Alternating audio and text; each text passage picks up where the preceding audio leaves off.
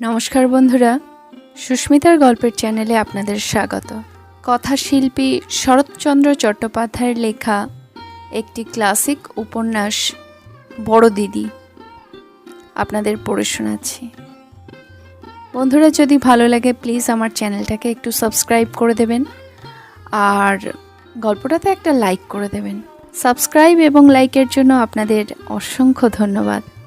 আজকে বড় দিদির প্রথম পর্ব পড়ে শোনাচ্ছি।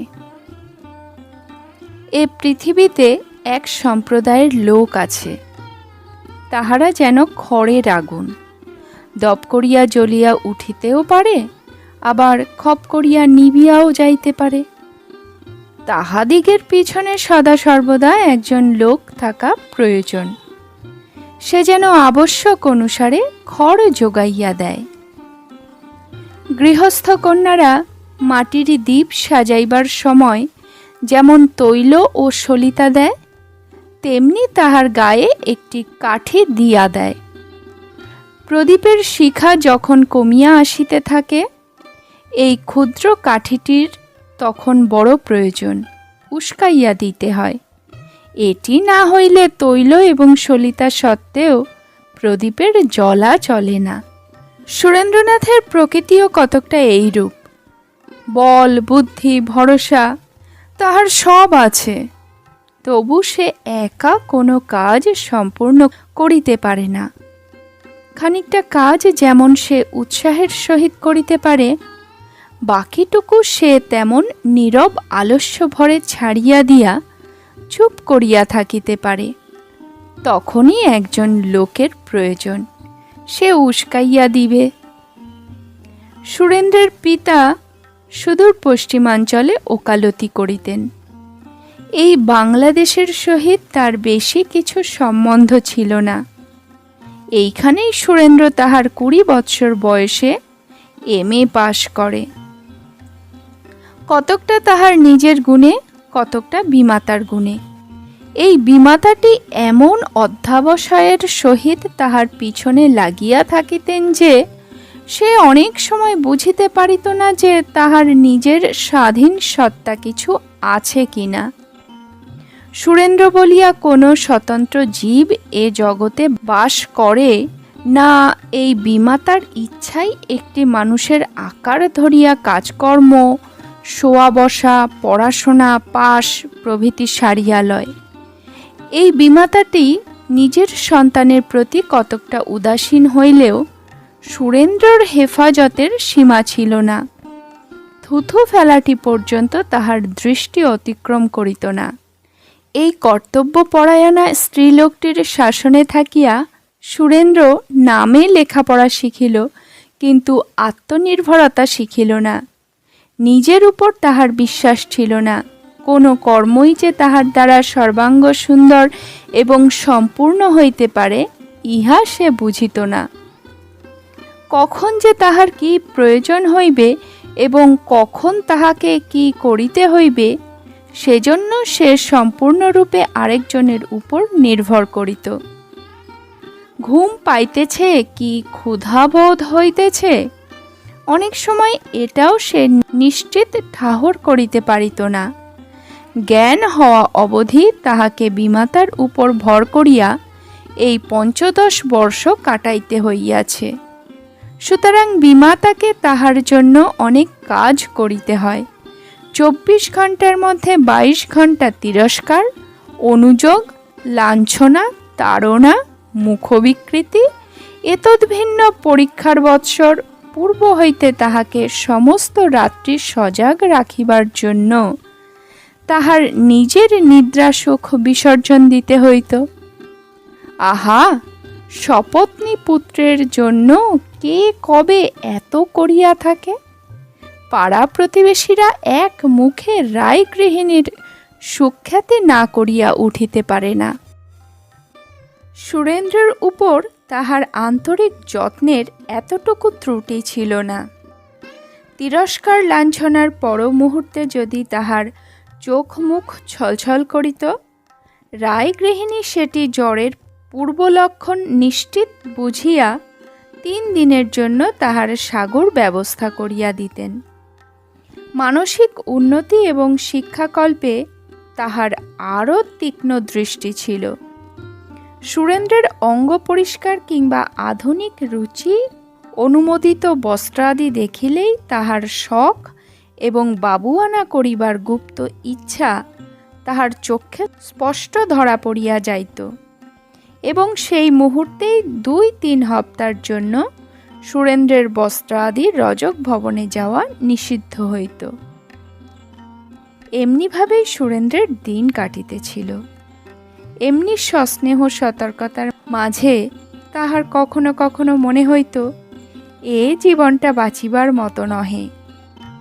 কখনো বা সে মনে মনে ভাবিত বুঝি এমনি করিয়াই সকলের জীবনের প্রভাতটা অতিবাহিত হয়। কিন্তু একদিন আশেপাশের লোকগুলো গায়ে পড়িয়া তাহার মাথায় বিভিন্ন ধারণা গুজিয়া দিয়া যাইত। একদিন তাহাই হইল। একজন বন্ধু তাহাকে পরামর্শ দিল যে তাহার মতো বুদ্ধিমান ছেলে বিলাত যাইতে পারিলে ভবিষ্যতে অনেক উন্নতির আশা আছে। স্বদেশে ফিরিয়া আসিয়া সে অনেকের উপকার করিতে পারে। কথাটা সুরেন্দ্রের মন্দ লাগিল না। বনের পাখির চেয়ে পিঞ্জরের পাখিটাই বেশি ছটফট করে। সুরেন্দ্র কল্পনার চক্ষে যেন একটু মুক্ত বায়ু, একটু স্বাধীনতার আলোক দেখিতে পাইতেছিল। তাই তাহার পরাধীন প্রাণটা উন্মত্তের মতো পিঞ্জরের চতুর্দিকে ঝটপট করিয়া ঘুরিয়া বেড়াইতে লাগিল।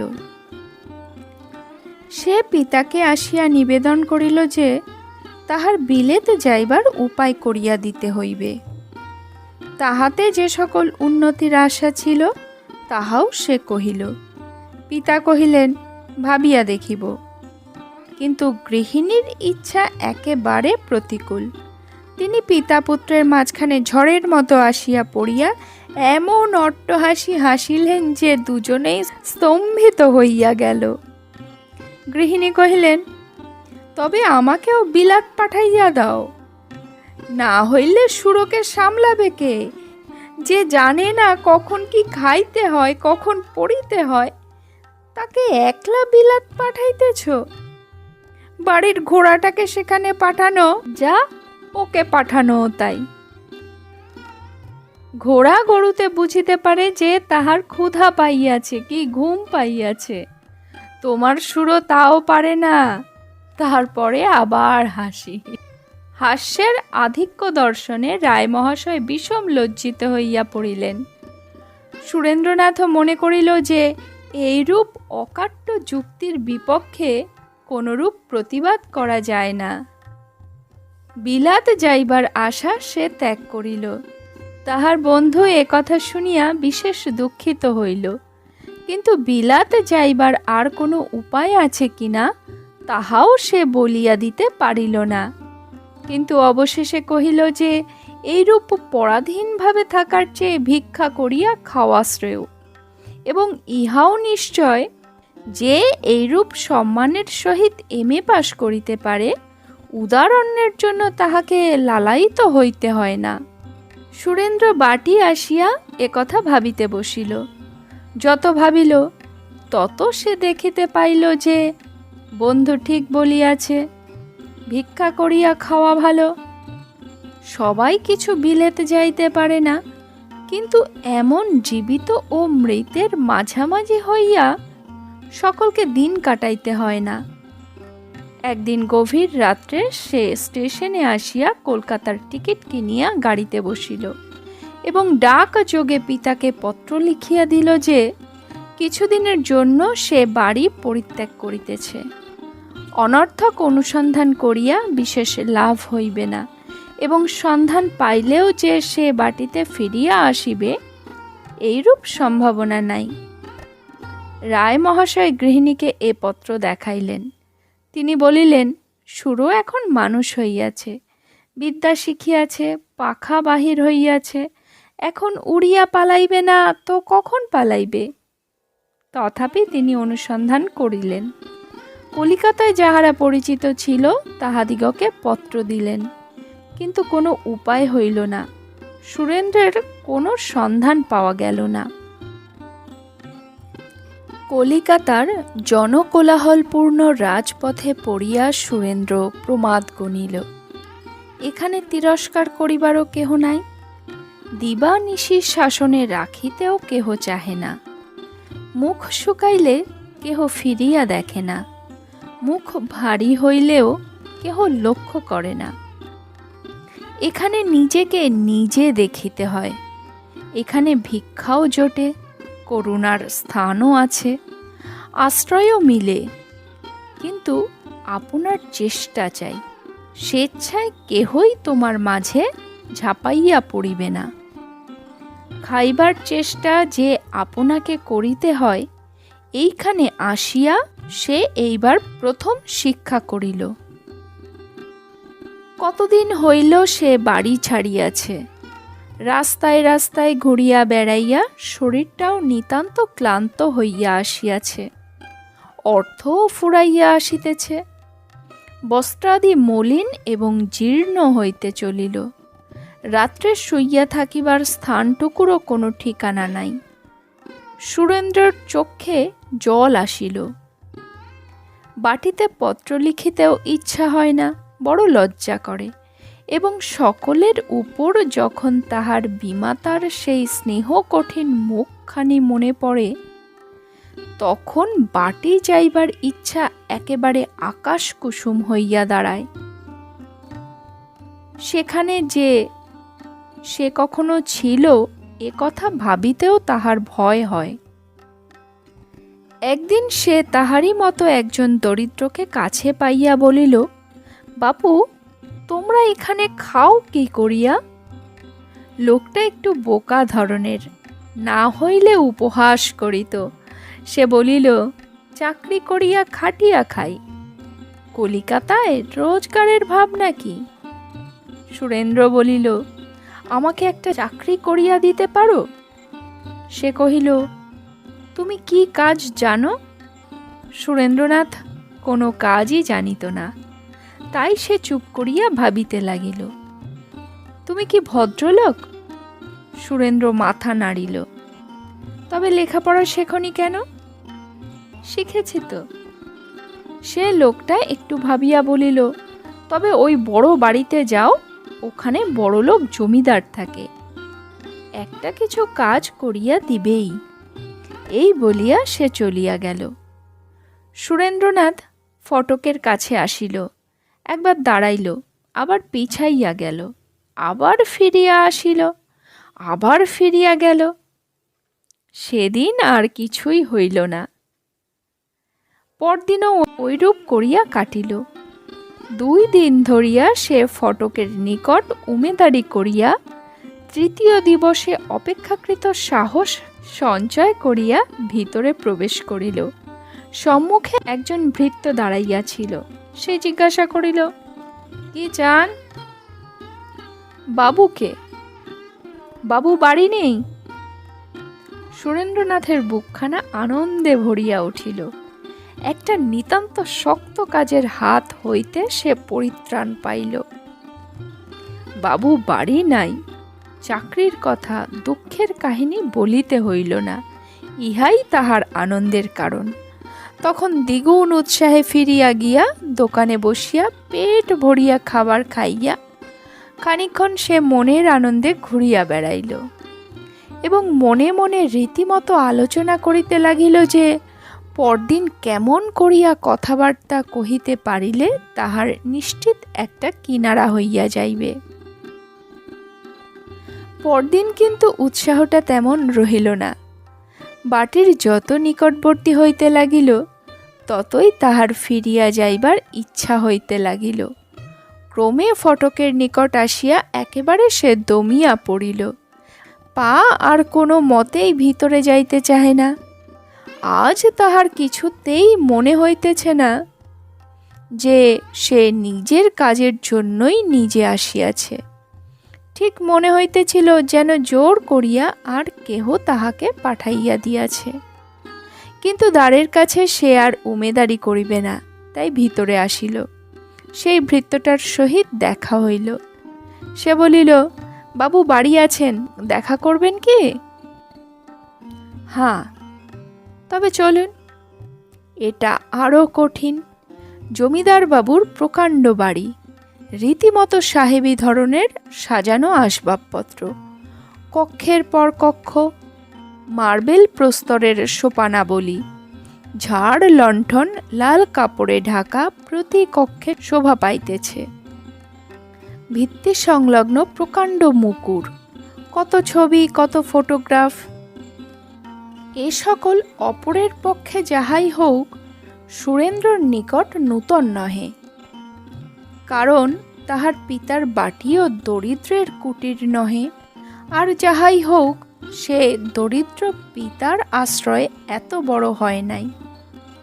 সুরেন্দ্র ভাবিতেছিল সেই লোকটির কথা, যাহার সহিত দেখা করিতে অনুনয় বিনয় করিতে যাইতেছে। তিনি কি প্রশ্ন করিবেন এবং সে কি উত্তর দিবে। কিন্তু এত ভাবিবার সময় নাই। কর্তার সম্মুখেই বসিয়াছিলেন। সুরেন্দ্রনাথকে প্রশ্ন করিলেন, কি প্রয়োজন? আজ 3 দিন ধরিয়া সুরেন্দ্র এই কথাই ভাবিতেছিল, কিন্তু এখন সব ভুলিয়া গেল। বলিল, আমি আমি ব্রজরাজ লাহিড়ী পূর্ববঙ্গের জমিদার। মাথায় 2-4 গাছা চুলও পাকিয়াছে। বাতিকে নহে, ঠিক বয়সেই পাকিয়াছিল। বড় লোক, অনেককে দেখিয়াছিলেন, তাই চট করিয়া সুরেন্দ্রনাথকে অনেকটা বুঝিয়া লইলেন। কহিলেন, হ্যাঁ বাপু, কি চাও তুমি? কোনো একটা। কি একটা? চাকরি। ব্রজরাজ বাবু মৃদু হাসিয়া বলিলেন, আমি চাকরি দিতে পারি, এ সংবাদ তোমাকে কে দিলে? পথে একজনের সহিত দেখা হইলে আমি জিজ্ঞাসা করিয়াছিলাম, সেই আপনার কথা। ভালো। তোমার বাড়ি কোথায়? পশ্চিমে। সেখানে কে আছে? সুরেন্দ্রনাথ সব কথা বলিল। তোমার পিতা কি করেন? অবস্থা বৈগুণ্যে সুরেন্দ্র নতুন ধাঁচ শিখিয়াছিল। একটু জড়াইয়া জড়াইয়া বলিল, সামান্য চাকরি করেন। তাতে চলে না, তাই তুমি উপার্জন করিতে চাও? হ্যাঁ। এখানে কোথায় থাকো? নির্দিষ্ট কোনো স্থান নাই, যেখানে সেখানে। ব্রজবাবুর দয়া হইল। সুরেন্দ্রনাথকে কাছে বসাইয়া তিনি বলিলেন, তুমি এখনো বালক মাত্র, এই বয়সে বাড়ি ছাড়িয়া আসিতে বাধ্য হইয়াছ বলিয়া দুঃখ হইতেছে। আমি নিজে যদিও কোনো চাকুরি দিতে পারি না, কিন্তু যাহাতে কিছু জোগাড় হয় তাহার উপায় করিয়া দিতে পারি। আচ্ছা, বলিয়া সুরেন্দ্রনাথ চলিয়া যাইতেছিল দেখিয়া ব্রজবাবু তাহাকে ফিরাইয়া বলিলেন, আর কিছু তোমার জিজ্ঞাসা করিবার নাই? না। ইহাতেই তোমার কাজ হইয়া গেল? কি উপায় করিতে পারি, কবে করিতে পারি, কিছুই জানিবার প্রয়োজন বিবেচনা করিলে না? সুরেন্দ্র অপ্রতিভ হইয়া ফিরিয়া দাঁড়াইল। ব্রজবাবু সহাস্যে বলিলেন, এখন কোথায় যাইবে? কোনো একটা দোকানে। সেইখানেই আহার করিবে? প্রতিদিন তাহাই করি। তুমি লেখাপড়া কতদূর শিখিয়াছ? কিছু শিখিয়াছি। আমার ছেলেকে পড়াইতে পারিবে? সুরেন্দ্র খুশি হইয়া কহিল, পারিব। ব্রজবাবু আবার হাসিলেন। তাহার মনে হইল, দুঃখে এবং দারিদ্র্যে তাহার মাথার ঠিক নাই। কেননা কাহাকে শিক্ষা দিতে হইবে এবং কি শিক্ষা দিতে হইবে এ কথা না জানিয়াই অতটা আনন্দিত হওয়া তাহার নিকটে পাগলামি বলিয়া বোধ হইল। বলিলেন, যদি সে বলে আমি বিএ ক্লাসে পড়ি, তখন তুমি কি করিয়া পড়াইবে? সুরেন্দ্র একটু গম্ভীর হইয়া ভাবিয়া বলিল, তা একরকম হইবে। ব্রজবাবু আর কোনো কথা বলিলেন না।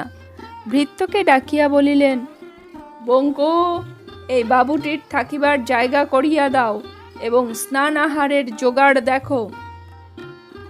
পরে সুরেন্দ্রর পানে চাহিয়া কহিলেন, সন্ধ্যার পর আবার ডাকাইয়া পাঠাইব, তুমি আমার বাড়িতেই থাকো। যতদিন কোনো চাকরির উপায় না হয় ততদিন স্বচ্ছন্দে এখানে থাকিতে পারিবে। দ্বীপ্রহরে আহার করিতে গিয়া তিনি জ্যৈষ্ঠা কন্যা মাধবীকে ডাকিয়া কহিলেন, মা, একজন দুঃখী লোককে বাড়িতে স্থান দিয়াছি। কে বাবা? দুঃখী লোক, এছাড়া আর কিছু জানি নে। লেখাপড়া বোধহয় কিছু জানে, কেননা তোমার দাদাকে পড়াইবার কথা বলাতে তাহাতেই সে স্বীকার করিয়াছিল। বিএ ক্লাসের ছেলেকে যে পড়াইতে সাহস করিতে পারে, অন্তত তোমার ছোট বোনটিকে সে নিশ্চয়ই পড়াইতে পারিবে। মনে করিতেছি সেই প্রমীলার মাস্টার থাকুক। মাধবী আপত্তি করিল না।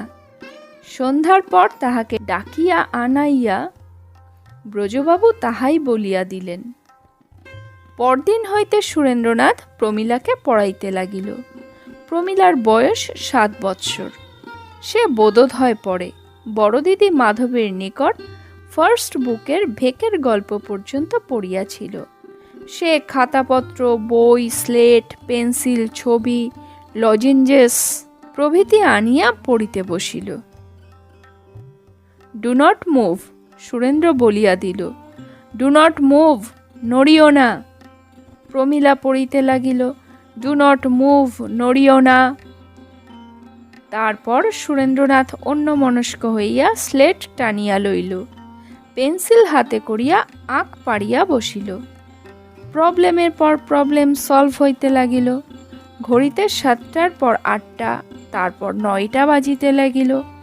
প্রমীলা কখনো এপাশ কখনো ওপাশ ফিরিয়া ছবির পাতা উল্টাইয়া, শুইয়া বসিয়া লজেঞ্জেস মুখে পড়িয়া নিরীহ ভেকের সর্বাঙ্গে মসি লিপ্ত করিতে করিতে পড়িতে লাগিল, ডু নট মুভ, নড়িও না। মাস্টারমশাই, বাড়ি যাই? যাও। সকালবেলাটা তাহার এইরূপই কাটে, কিন্তু দুপুরবেলার কাজটা একটু ভিন্ন প্রকৃতির। চাকুরির যাহাতে উপায় হয় এজন্য ব্রজবাবু অনুগ্রহ করিয়া 2-1 ভদ্রলোকের নামে খানকতক পত্র দিয়াছিলেন। সুরেন্দ্রনাথ এইগুলি পকেটে করিয়া বাহির হইয়া পড়ে। সন্ধান করিয়া তাহাদের বাড়ির সম্মুখে আসিয়া উপস্থিত হয়। দেখে কত বড় বাড়ি, কয়টা জানালা, বাহিরে কতগুলি ঘর, দ্বিতল কি ত্রিতল, সম্মুখে কোনো ল্যাম্প পোস্ট আছে কিনা। তাহার পর সন্ধ্যার পূর্বেই ফিরিয়া আসে। কলিকাতায় আসিয়া সে কতকগুলি পুস্তক ক্রয় করিয়াছিল, বাড়ি হইতেও কতকগুলি লইয়া আসিয়াছিল। এখন সেইগুলি সে গ্যাসের আলোকে অধ্যয়ন করিতে থাকে। ব্রজবাবু কাজকর্মের কথা জিজ্ঞাসা করিলে হয় চুপ করিয়া থাকে, না হয় বলে ভদ্রলোকদিগের সহিত সাক্ষাৎ হয় না। আজ 4 বৎসর হইল ব্রজবাবুর পত্নী বিয়োগ হইয়াছে। বুড়ো বয়সের এ দুঃখ বুড়াতেই বোঝে। কিন্তু সে কথা যাক, তাহার আদরের কন্যা মাধবী দেবী যে এই তার 16 বৎসর বয়সেই স্বামী হারাইয়াছে, ইহাই ব্রজরাজের শরীরের অর্ধেক রক্ত শুষিয়া লইয়াছে। সাধ করিয়া ঘটা করিয়া তিনি মেয়ের বিবাহ দিয়াছিলেন। নিজের অনেক টাকা, তাই অর্থের প্রতি নজর দেন নাই। ছেলেটির বিষয় আশয় আছে কিনা খোঁজ লন নাই। শুধু দেখিয়াছিলেন ছেলেটি লেখাপড়া করিতেছে, রূপবান, সৎ, সাধু চরিত্র, ইহাই লক্ষ্য করিয়া মাধবীর বিবাহ দিয়াছিলেন। 11 বৎসর বয়সে মাধবীর বিবাহ হইয়াছিল। 3 বৎসর সে স্বামীর কাছে ছিল। যত্ন, স্নেহ, ভালোবাসা সবই সে পাইয়াছিল। কিন্তু যোগেন্দ্রনাথ বাঁচিল না। মাধবীর এ জীবনের সব স্বাদ মুছিয়া দিয়া ব্রজরাজের বক্ষে শেল হানিয়া তিনি স্বর্গে চলিয়া গেলেন। মরিবার সময় মাধবী যখন বড় কাঁদিতে লাগিল, তখন তিনি মৃদু কণ্ঠে কহিয়াছিলেন, মাধবী, তোমাকে যে ছাড়িয়া যাইতেছি, এটি আমার সবচেয়ে দুঃখ। মরি, তাহাতে ক্ষতি নাই, কিন্তু তুমি যে আজীবন ক্লেশ পাইবে, এইটি আমাকে বড় বিচলিত করিয়াছে। তোমাকে যে যত্ন করিতে পাইলাম না। দর বিগলিত অশ্রুরাশি যোগেন্দ্রের শীর্ণ বক্ষে ঝরিয়া পড়িল। মাধবী তাহা মুছাইয়া দিয়া বলিয়াছিল, আবার যখন তোমার পায়ে গিয়া পড়িব, তখন যত্ন করিও। যোগেন্দ্রনাথ বলিয়াছিলেন, মাধবী, যে জীবন তুমি আমার সুখের জন্য সমর্পণ করিতে, সেই জীবন সকলের সুখে সমর্পণ করিও। যার মুখ ক্লিষ্ট মলিন দেখিবে, তাহারই মুখ প্রফুল্ল করিতে চেষ্টা করিও। আর কি বলিব মাধবী? আবার উচ্ছ্বসিত অশ্রু ঝরিয়া পড়িল। মাধবী তাহা মুছাইয়া দিল। সৎ পথে থাকিও, তোমার পুণ্যে আবার তোমাকে পাইব। সেই অবধি মাধবী একেবারে বদলাইয়া গিয়াছে। ক্রোধ, হিংসা, দেশ প্রভৃতি যাহা কিছু তাহার ছিল, স্বামীর চিতাভস্যের সহিত সবগুলি সে ইহজন্মের মতো গঙ্গার জলে ভাসাইয়া দিয়াছে। এ জীবনের কত স্বাদ, কত আকাঙ্ক্ষা! বিধবা হইলেও কিছু সেসব যায় না। মাধবী তখন স্বামীর কথা ভাবে। তিনি যখন নাই, তখন আর কেন? কাহার জন্য পরের হিংসা করিব? কাহার জন্য আর পরের চোখে জল বহাইব? আর এ সকল হীন প্রবৃত্তি তাহার কোনো কালেই ছিল না। বড়লোকের মেয়ে, কোনো স্বাদ, কোনো আকাঙ্ক্ষাই তাহার অতৃপ্ত ছিল না। হিংসা, বিদ্বেষ কোনোদিন শিখেও নাই। তাহার নিজের হৃদয়ে অনেক ফুল ফোটে। আগে সে ফুলে মালা গাঁথিয়া সে স্বামীর গলায় পরাইয়া দিত। এখন স্বামী নাই, তাই বলিয়া ফুল গাছটি সে কাটিয়া ফেলে নাই। এখনও তাহাতে তেমনি ফুল ফোটে, ভূমে লুটাইয়া পড়ে। এখন সে আর মালা গাঁথিতে যায় না সত্য, গুচ্ছ করিয়া অঞ্জলি ভরিয়া দিন দুঃখীকে তাহা বিলাইয়া দেয়। যাহার নাই তাহাকেই দেয়। এতটুকু কার্পণ্য নাই, এতটুকু মুখ ভারী করা নাই। ব্রজবাবুর গৃহিণী যেদিন পরলোক গমন করেন, সেই দিন হইতে এ সংসারে আর শৃঙ্খলা ছিল না। সবাই আপনাকে লইয়া ব্যস্ত থাকিত। কেহ কাহাকেও দেখিত না, কেহ কাহারও পানে চাহিত না। সকলেরই এক একজন ভৃত্য মোতায়েন ছিল। তাহারা আপন আপন প্রভুর কাজ করিত। রন্ধনশালায় পাচক রন্ধন করিত। বৃহৎ অন্নসত্রের মতো লোকে পাত পাড়িয়া বসিয়া খাইত। কেহ খাইতে পাইত, কেহ পাইত না। সে দুঃখ কেহ চাহিয়াও দেখিত না। কিন্তু যেদিন হইতে মাধবী তাহার ভাদ্র মাসের ভরা গঙ্গার মতো রূপ, স্নেহ, মমতা লইয়া পিতৃভবনে ফিরিয়া আসিল, সেই দিন হইতে যেন সমস্ত সংসারের নবীন বসন্ত ফিরিয়া আসিয়াছে। এখন সবাই কহে বড় দিদি, সবাই বলে মাধবী। বাড়ির পোষা কুকুরটা পর্যন্ত দিনান্তে একবার বড় দিদিকে দেখিতে চাহে। এত লোকের মধ্যে সেও যেন একজনকে স্নেহময়ী, সর্বময়ী বলিয়া বাছিয়া রাখিয়াছে। বাড়ির প্রভু হইতে সরকার, গোমস্তা, দাস, দাসী সবাই ভাবে বড় দিদির কথা। সবাই তাহার উপর নির্ভর করে। সকলেরই মনে মনে একটা ধারণা যে কারণেই হোক এই বড় দিদিটির উপর তাহার একটু বিশেষ দাবি আছে। স্বর্গের কল্পতরু কখনো দেখি নাই, দেখিব কিনা তাহাও জানি না। সুতরাং তাহার কথা বলিতেও পারিলাম না। কিন্তু এই ব্রজবাবুর সংসারবর্তী লোকগুলো একটি কল্পতরু পাইয়াছিল। তলায় গিয়া হাত পাতিত আর হাসি মুখে ফিরিয়া আসিত। এইরূপ পরিবারের মধ্যে সুরেন্দ্রনাথ একটা নূতন ধরনের জীবন অতিবাহিত করিবার উপায় দেখিতে পাইল। সকলে যখন একজনের উপরেই সমস্ত ভার রাখিয়াছেন, তখন সেও তাহাদের মতোই করিতে লাগিল। কিন্তু অপরের অপেক্ষা তাহার ধারণা একটু ভিন্ন প্রকার। সে ভাবিত, বড় দিদি বলিয়া একটি জীবন্ত পদার্থ বাটির মধ্যে থাকে, সকলকে দেখে, সব আবদার সহ্য করে, যাহার যাহা প্রয়োজন তাহা তাহার নিকটেই পাওয়া যায়। কলিকাতার রাজপথে ঘুরিয়া নিজের জন্য নিজে ভাবিবার প্রয়োজনটা সে কতকটা বুঝিয়াছিল, কিন্তু এখানে আসিয়া অবধি সে একেবারে ভুলিয়া গেল যে আপনার জন্য তাহাকে বিগত জীবনে কোনো একটি দিনও ভাবিতে হইয়াছিল বা পরে ভাবিতে হইবে। জামা কাপড়, জুতা, ছাতি, ছড়ি, যাহা কিছু প্রয়োজন সমস্তই তাহার কক্ষে প্রচুর আছে। রুমালটি পর্যন্ত তাহার জন্য সযত্নে কে যেন সাজাইয়া রাখিয়া গিয়াছে। প্রথমে কৌতূহল হইত, সে জিজ্ঞাসা করিত, এসব কোথা হইতে আসিল? উত্তর পাইত, বড় দিদি পাঠাইয়া দিয়াছেন। জল খাবারের থালাটি পর্যন্ত দেখিলে সে আজকাল বুঝিতে পারে ইহাতে বড় দিদির সযত্ন স্পর্শ ঘটিয়াছে। অঙ্ক কষিতে বসিয়া একদিন তাহার কম্পাসের কথা মনে পড়িল। প্রমীলাকে কহিল, প্রমীলা, বড় দিদির কাছ থেকে কম্পাস নিয়ে এসো। কম্পাস লইয়া বড় দিদিকে কাজ করিতে হয় না, ইহা তাহার নিকট ছিল না, কিন্তু বাজারে তখনই সে লোক পাঠাইয়া দিল।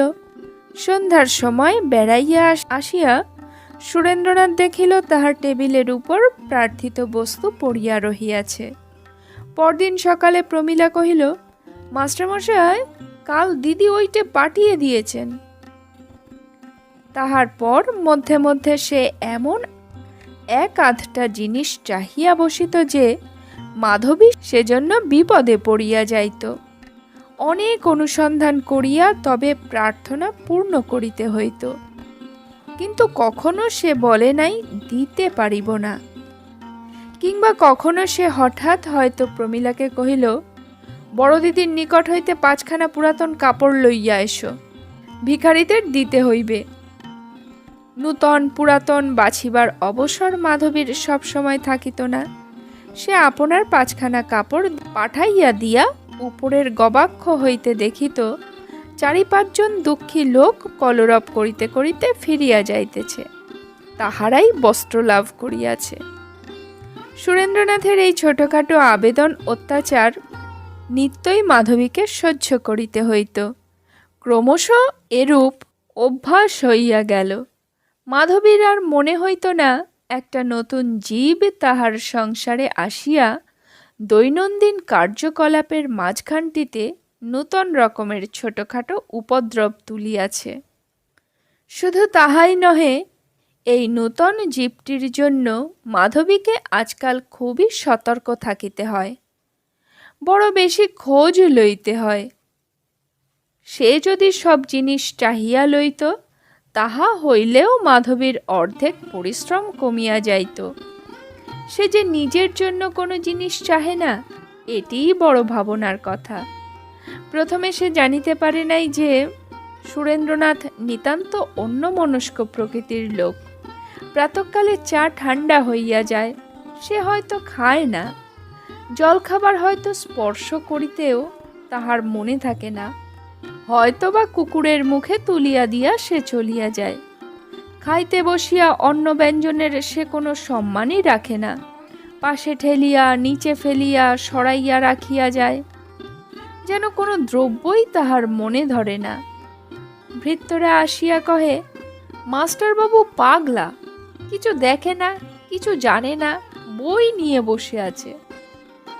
ব্রজবাবু মধ্যে মধ্যে জিজ্ঞাসা করেন, চাকরির কোনরূপ সুবিধা হইতেছে কিনা? সুরেন্দ্র সে কথায় ভাষা ভাষা উত্তর দেয়। মাধবী পিতার নিকট সেসব শুনিতে পায়, সেই কেবল বুঝিতে পারে যে চাকরির জন্য মাস্টারবাবুর এক তিল উদ্যোগ নাই, ইচ্ছাও নাই। যাহা আপাতত হইয়াছে তাহাতেই সে পরম সন্তুষ্ট। বেলা 10টা বাজিলেই বড়দিদির নিকট হইতে স্নানাহারের তাগিদ আসে। ভালো করিয়া আহার না করিলে বড়দিদির হইয়া প্রমীলা অনুযোগ করিয়া যায়। অধিক রাত্রি পর্যন্ত বই লইয়া বসিয়া থাকিলে ভৃত্যরা গ্যাসের চাবি বন্ধ করিয়া দেয়।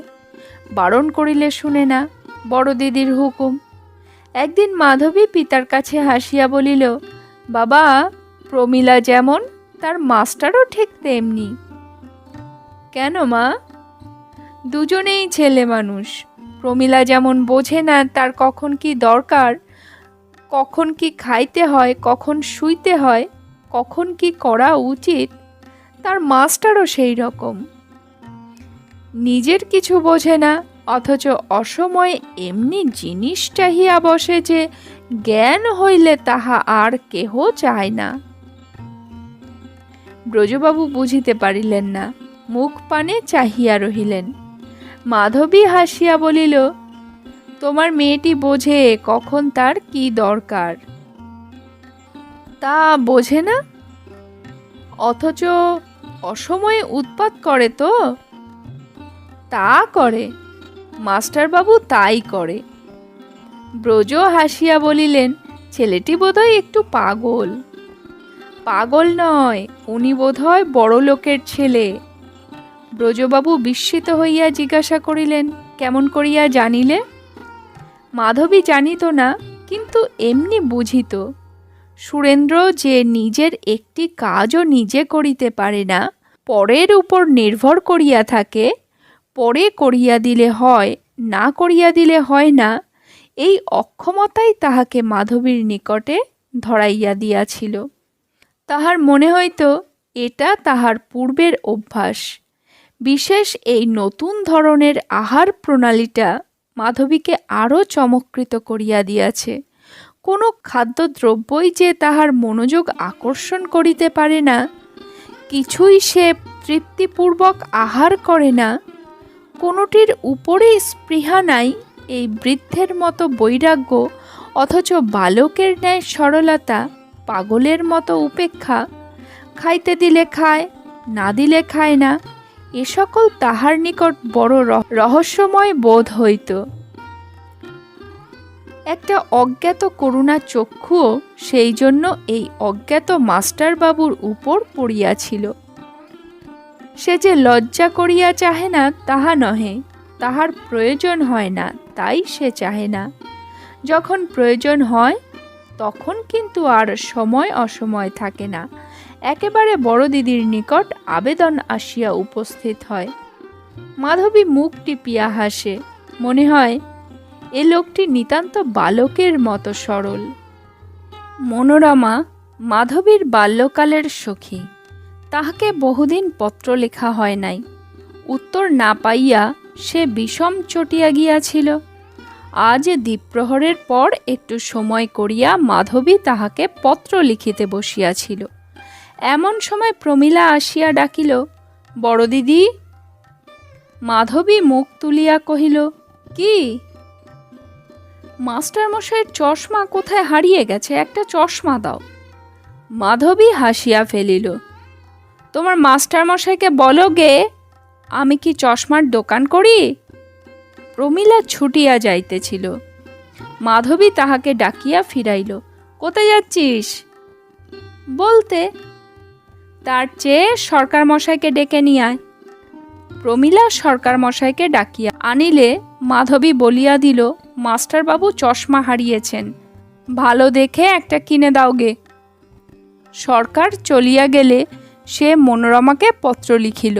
শেষে লিখিয়া দিল, প্রমীলার জন্য বাবা একজন শিক্ষক নিযুক্ত করিয়াছেন। তাহাকে মানুষ বলিলেও হয়, ছোট ছেলে বলিলেও হয়। আমার বোধ হয় ইহার পূর্বে সে কখনো বাটির বাহির হয় নাই, সংসারের কিছুই জানে না। তাহাকে না দেখিলে, না তত্ত্ব লইলে তাহার এক দণ্ডও চলে না। আমার অর্ধেক সময় সে কাড়িয়া লইয়াছে। তোমাদের পত্র লিখিব আর কখন? এখন যদি তোমার শীঘ্র আসা হয়, তাহা হইলে এই অকর্মণ্য লোকটিকে দেখাইয়া দিব। এমন অকেজ অন্যমনস্ক লোক তুমি জন্মে দেখো নাই। খাইতে দিলে খায়, না দিলে চুপ করিয়া উপবাস করে। হয়তো সমস্ত দিনের মধ্যে তাহার মনেও পড়ে না যে তাহার আহার হইয়াছে কিনা। একদিনের জন্য সে আপনাকে চলাইয়া লইতে পারে না। তাই ভাবি, এমন লোক সংসারে বাহির হয় কেন? শুনিতে পাই তাহার পিতামাতা আছেন, কিন্তু আমার মনে হয় তাঁদের পাথরের মতো শক্ত প্রাণ। আমি তো বোধহয় এমন লোককে চক্ষের আড়াল করিতে পারিতাম না। মনোরমা তামাশা করিয়া উত্তর লিখিল, তোমার পত্রে অন্যান্য সংবাদের মধ্যে জানিতে পারিলাম যে তুমি বাড়িতে একটি বাঁদর পুষিয়াছ, আর তুমি তার সীতাদেবী হইয়াছ। কিন্তু একটু সাবধান করিয়া দিতেছি, ইতি মনোরমা। পত্র পড়িয়া মাধবীর মুখ ঈষৎ রঞ্জিত হইয়া উঠিল। সে উত্তর লিখিল, তোমার পোড়া মুখ, তাই তাহাকে কি ঠাট্টা করিতে হয় জানো না। মাধবী জিজ্ঞাসা করিল, প্রমীলা, তোমার মাস্টারমশাইয়ের চশমা কেমন হয়েছে? প্রমীলা বলিল, বেশ। কেমন করে জানলে? মাস্টারমশাই সেই চশমা চোখে দিয়ে বেশ বই পড়েন, তাই জানলুম। মাধবী কহিল, তিনি নিজে কিছু বলেননি? কিছু না। একটি কথাও না? ভালো হয়েছে কি মন্দ হয়েছে কিছু না? না, কিছু না। মাধবীর সদা প্রফুল্ল মুখ যেন মুহূর্তের জন্য মলিন হইল, কিন্তু তখনই হাসিয়া কহিল, তোমার মাস্টারকে বলে দিও তিনি যেন আর হারিয়ে না ফেলেন। আচ্ছা, বলে দেব। দূর পাগলি, তা কি বলতে আছে? তিনি হয়তো কিছু মনে করবেন। তবে কি বলবো না? না। শিবচন্দ্র মাধবীর দাদা। মাধবী একদিন তাহাকে ধরিয়া বলিল, দাদা, প্রমীলার মাস্টার রাত দিন কি পড়ে জানো? শিবচন্দ্র বিএ ক্লাসে পড়ে। ক্ষুদ্র প্রমীলার শিক্ষক শ্রেণীর লোকগুলা তাহার গ্রাহ্যের মধ্যেই নহে। উপেক্ষা করিয়া বলিল, নাটক নভেল পড়ে আর কি পড়িবে। মাধবীর বিশ্বাস হইল না। প্রমীলাকে দিয়া একখানা পুস্তক লুকাইয়া আনিয়া তাহার দাদার হাতে দিয়া বলিল, নাটক নভেল বলে তো বোধ হয় না। শিবচন্দ্র আগাগোড়া কিছুই বুঝিল না, শুধু এইটুকু বুঝিল যে ইহার এক বিন্দুও তাহার জানা নাই এবং এখানি গণিতের পুস্তক। ভগিনীর নিকট সম্মান হারাইতে তাহার প্রবৃত্তি হইল না। কহিল, এটা অঙ্কের বই, স্কুলে নিচের ক্লাসে পড়া হয়। বিষণ্ণ মুখে মাধবী প্রশ্ন করিল, কোনো পাশের পড়া নয়? কলেজের বই নয়? শুষ্ক হাসিয়া শিবচন্দ্র বলিল, না, কিছুই নয়। কিন্তু সেই দিন হইতে শিবচন্দ্র ইচ্ছাপূর্বক কখনো সুরেন্দ্রর সম্মুখে পড়িত না। মনে মনে ভয় ছিল, পাছে সে কোনো কথা জিজ্ঞাসা করিয়া ফেলে, পাছে সব কথা প্রকাশ হইয়া পড়ে এবং পিতার আদেশে তাহাকে প্রাতঃকালটা প্রমীলার সহিত একসঙ্গে এই মাস্টার মশার নিকট খাতা পেন্সিল লইয়া বসিয়া থাকিতে হয়। কিছুদিন পরে মাধবী পিতাকে কহিল, বাবা, আমি দিন কতকের জন্য কাশী যাব। ব্রজবাবু চিন্তিত হইয়া উঠিলেন। সে কি মা, তুমি কাশী গেলে এ সংসারের কি হইবে? মাধবী হাসিয়া বলিল, আমি তো আবার আসিব, একেবারে যাইতেছি না তো। মাধবী হাসিল। পিতার চক্ষে কিন্তু জল আসিতেছিল। মাধবী বুঝিতে পারিল এইরূপ কথা বলা অন্যায় হইতেছে। সামলাইয়া লইবার জন্য কহিল, শুধু দিন কতকের জন্য বেড়াইয়া আসিব। তা যাও, কিন্তু মা, সংসার চলবে না। আমি ছাড়া সংসার চলবে না? চলবে না কেন মা? চলবে। হাল ভাঙিয়া গেলে স্রোতের মুখে নৌকা যেমন করিয়া চলে, এও তেমনি চলবে। কিন্তু কাশী যাওয়া তাহার নিতান্ত প্রয়োজন। সেখানে তাহার বিধবা ননদিনী একমাত্র পুত্র লইয়া বাস করেন। তাহাকে একবার দেখিতে হইবে। কাশী যাইবার দিন সে প্রত্যেককে ডাকিয়া সংসারের ভার দিয়া গেল। বুড়ি দাসীকে ডাকিয়া পিতা, দাদা ও প্রমীলাকে বিশেষ রূপে দেখিবার জন্য অনুরোধ ও উপদেশ দিয়া দিল, কিন্তু মাস্টার মশায়ের কথা কাহাকেও কহিল না। ভুলিয়া যায় নাই, ইচ্ছা করিয়া বলিল না। সম্প্রতি তাহার উপর একটু রাগ হইয়াছিল। মাধবী তাহার জন্য অনেক করিয়াছে, কিন্তু এমনকি সে একটা মুখের কথাতেও কৃতজ্ঞতা জানায় নাই। তাই মাধবী বিদেশে গিয়া এই অকর্মণ্য সংসারানভিজ্ঞ উদাসীনটিকে জানাইতে চাহে যে সে একজন ছিল। একটা কৌতুক করিতে দোষ কি? সে না থাকিলে ইহার কেমনভাবে দিন কাটে, দেখিতে হানি কি? তাই সুরেন্দ্রর সম্বন্ধে কাহাকেও কিছু বলিয়া গেল না। সুরেন্দ্রনাথ প্রবলেম সলভ করিতেছিল। প্রমীলা কহিল, কাল রাত্রে দিদি কাশী গিয়াছেন। কথাটা তাহার কানে গেল না, কিন্তু 2-3 দিন পরে সে যখন দেখিতে পাইল 10টার সময় আহারের জন্য আর পীড়াপিড়ি হয় না, কোনোদিন বা 1টা-2টা বাজিয়া যায়, স্নানান্তে কাপড় ছাড়িতে গিয়া দেখে বোধহয় সেগুলি আর তেমনি পরিষ্কার নাই, জলখাবারের থালাটা তেমন সযত্ন সজ্জিত নহে, রাত্রে গ্যাসের চাবি কেহ বন্ধ করিতে আসে না, পড়ার ঝোঁকে 2টা-3টা বাজিয়া যায়, প্রাতঃকালে নিদ্রাভঙ্গ হয় না, উঠিতে বেলা হয়, সমস্ত দিন চোখের পাতা ছাড়িয়া ঘুম কিছুতেই যাইতে চাহে না, শরীর যেন বড় ক্লান্ত হইয়া পড়িতেছে। তখন সুরেন্দ্রনাথের মনে হইল এ সংসারে একটু পরিবর্তন ঘটিয়াছে। গরম বোধ হইলে তবে লোকে পাখার সন্ধান করে। সুরেন্দ্রনাথ পুস্তক হইতে মুখ তুলিয়া কহিল, প্রমীলা, বড় দিদি এখানে নাই না? সে বলিল, দিদি কাশী গিয়াছেন। তাই তো। দিন 2 পরে হঠাৎ প্রমীলার পানে চাহিয়া সে কহিল, বড় দিদি কবে আসবেন? 1 মাস পরে। সুরেন্দ্রনাথ পুস্তকে মনোযোগ করিল। আরও 5 দিন অতিবাহিত হইল। সুরেন্দ্রনাথ পেন্সিলটা পুস্তকের উপর রাখিয়া দিয়া কহিল, প্রমীলা, 1 মাসের আর কত বাকি? অনেক দিন। পেন্সিল তুলিয়া লইয়া সুরেন্দ্রনাথ চশমা খুলিয়া কাঁচ 2টা পরিষ্কার করিল। তাহার পর চক্ষে দিয়া পুস্তকের পানে চাহিয়া রহিল। পরদিন কহিল, প্রমীলা, বড় দিদিকে তুমি চিঠি লেখো না? লিখি বই কি, তাড়াতাড়ি আসতে লেখনি? না। সুরেন্দ্রনাথ ক্ষুদ্র একটি নিঃশ্বাস ফেলিয়া ধীরে ধীরে বলিল, তাই তো। প্রমীলা বলিল, মাস্টার মশাই, বড় দিদি এলে বেশ হয় না? বেশ হয়। আসতে লিখে দেব? সুরেন্দ্রনাথ প্রফুল্ল হইয়া বলিল, দাও। আপনার কথা লিখে দেব? দাও। দাও বলিতে তাহার কোনরূপ দ্বিধাবোধ হইল না, কেননা জগতের কোনো আদব কায়দা সে জানিত না। বড় দিদিকে আসিবার জন্য অনুরোধ করা যে তাহার মানায় না, ভালো শুনিতে হয় না, এটা সে মোটেই বুঝিতে পারিল না।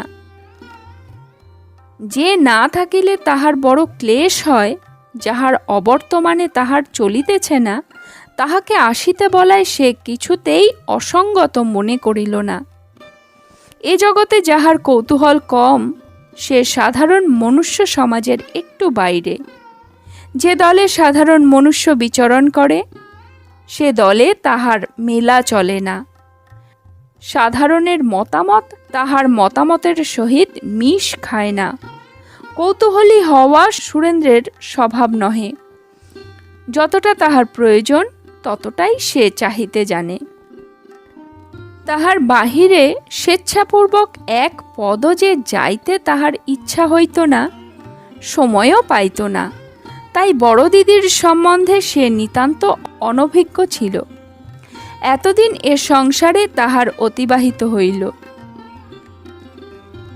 এই 3 মাস ধরিয়া সে বড় দিদির উপর ভর দিয়া পরম আরামে কাটাইয়া দিয়াছে, কিন্তু কখনো জিজ্ঞাসা করে নাই এই জীবটি কেমন, কত বড়, কত বয়স, কেমন দেখিতে, কত গুণ, কিছুই সে জানিত না।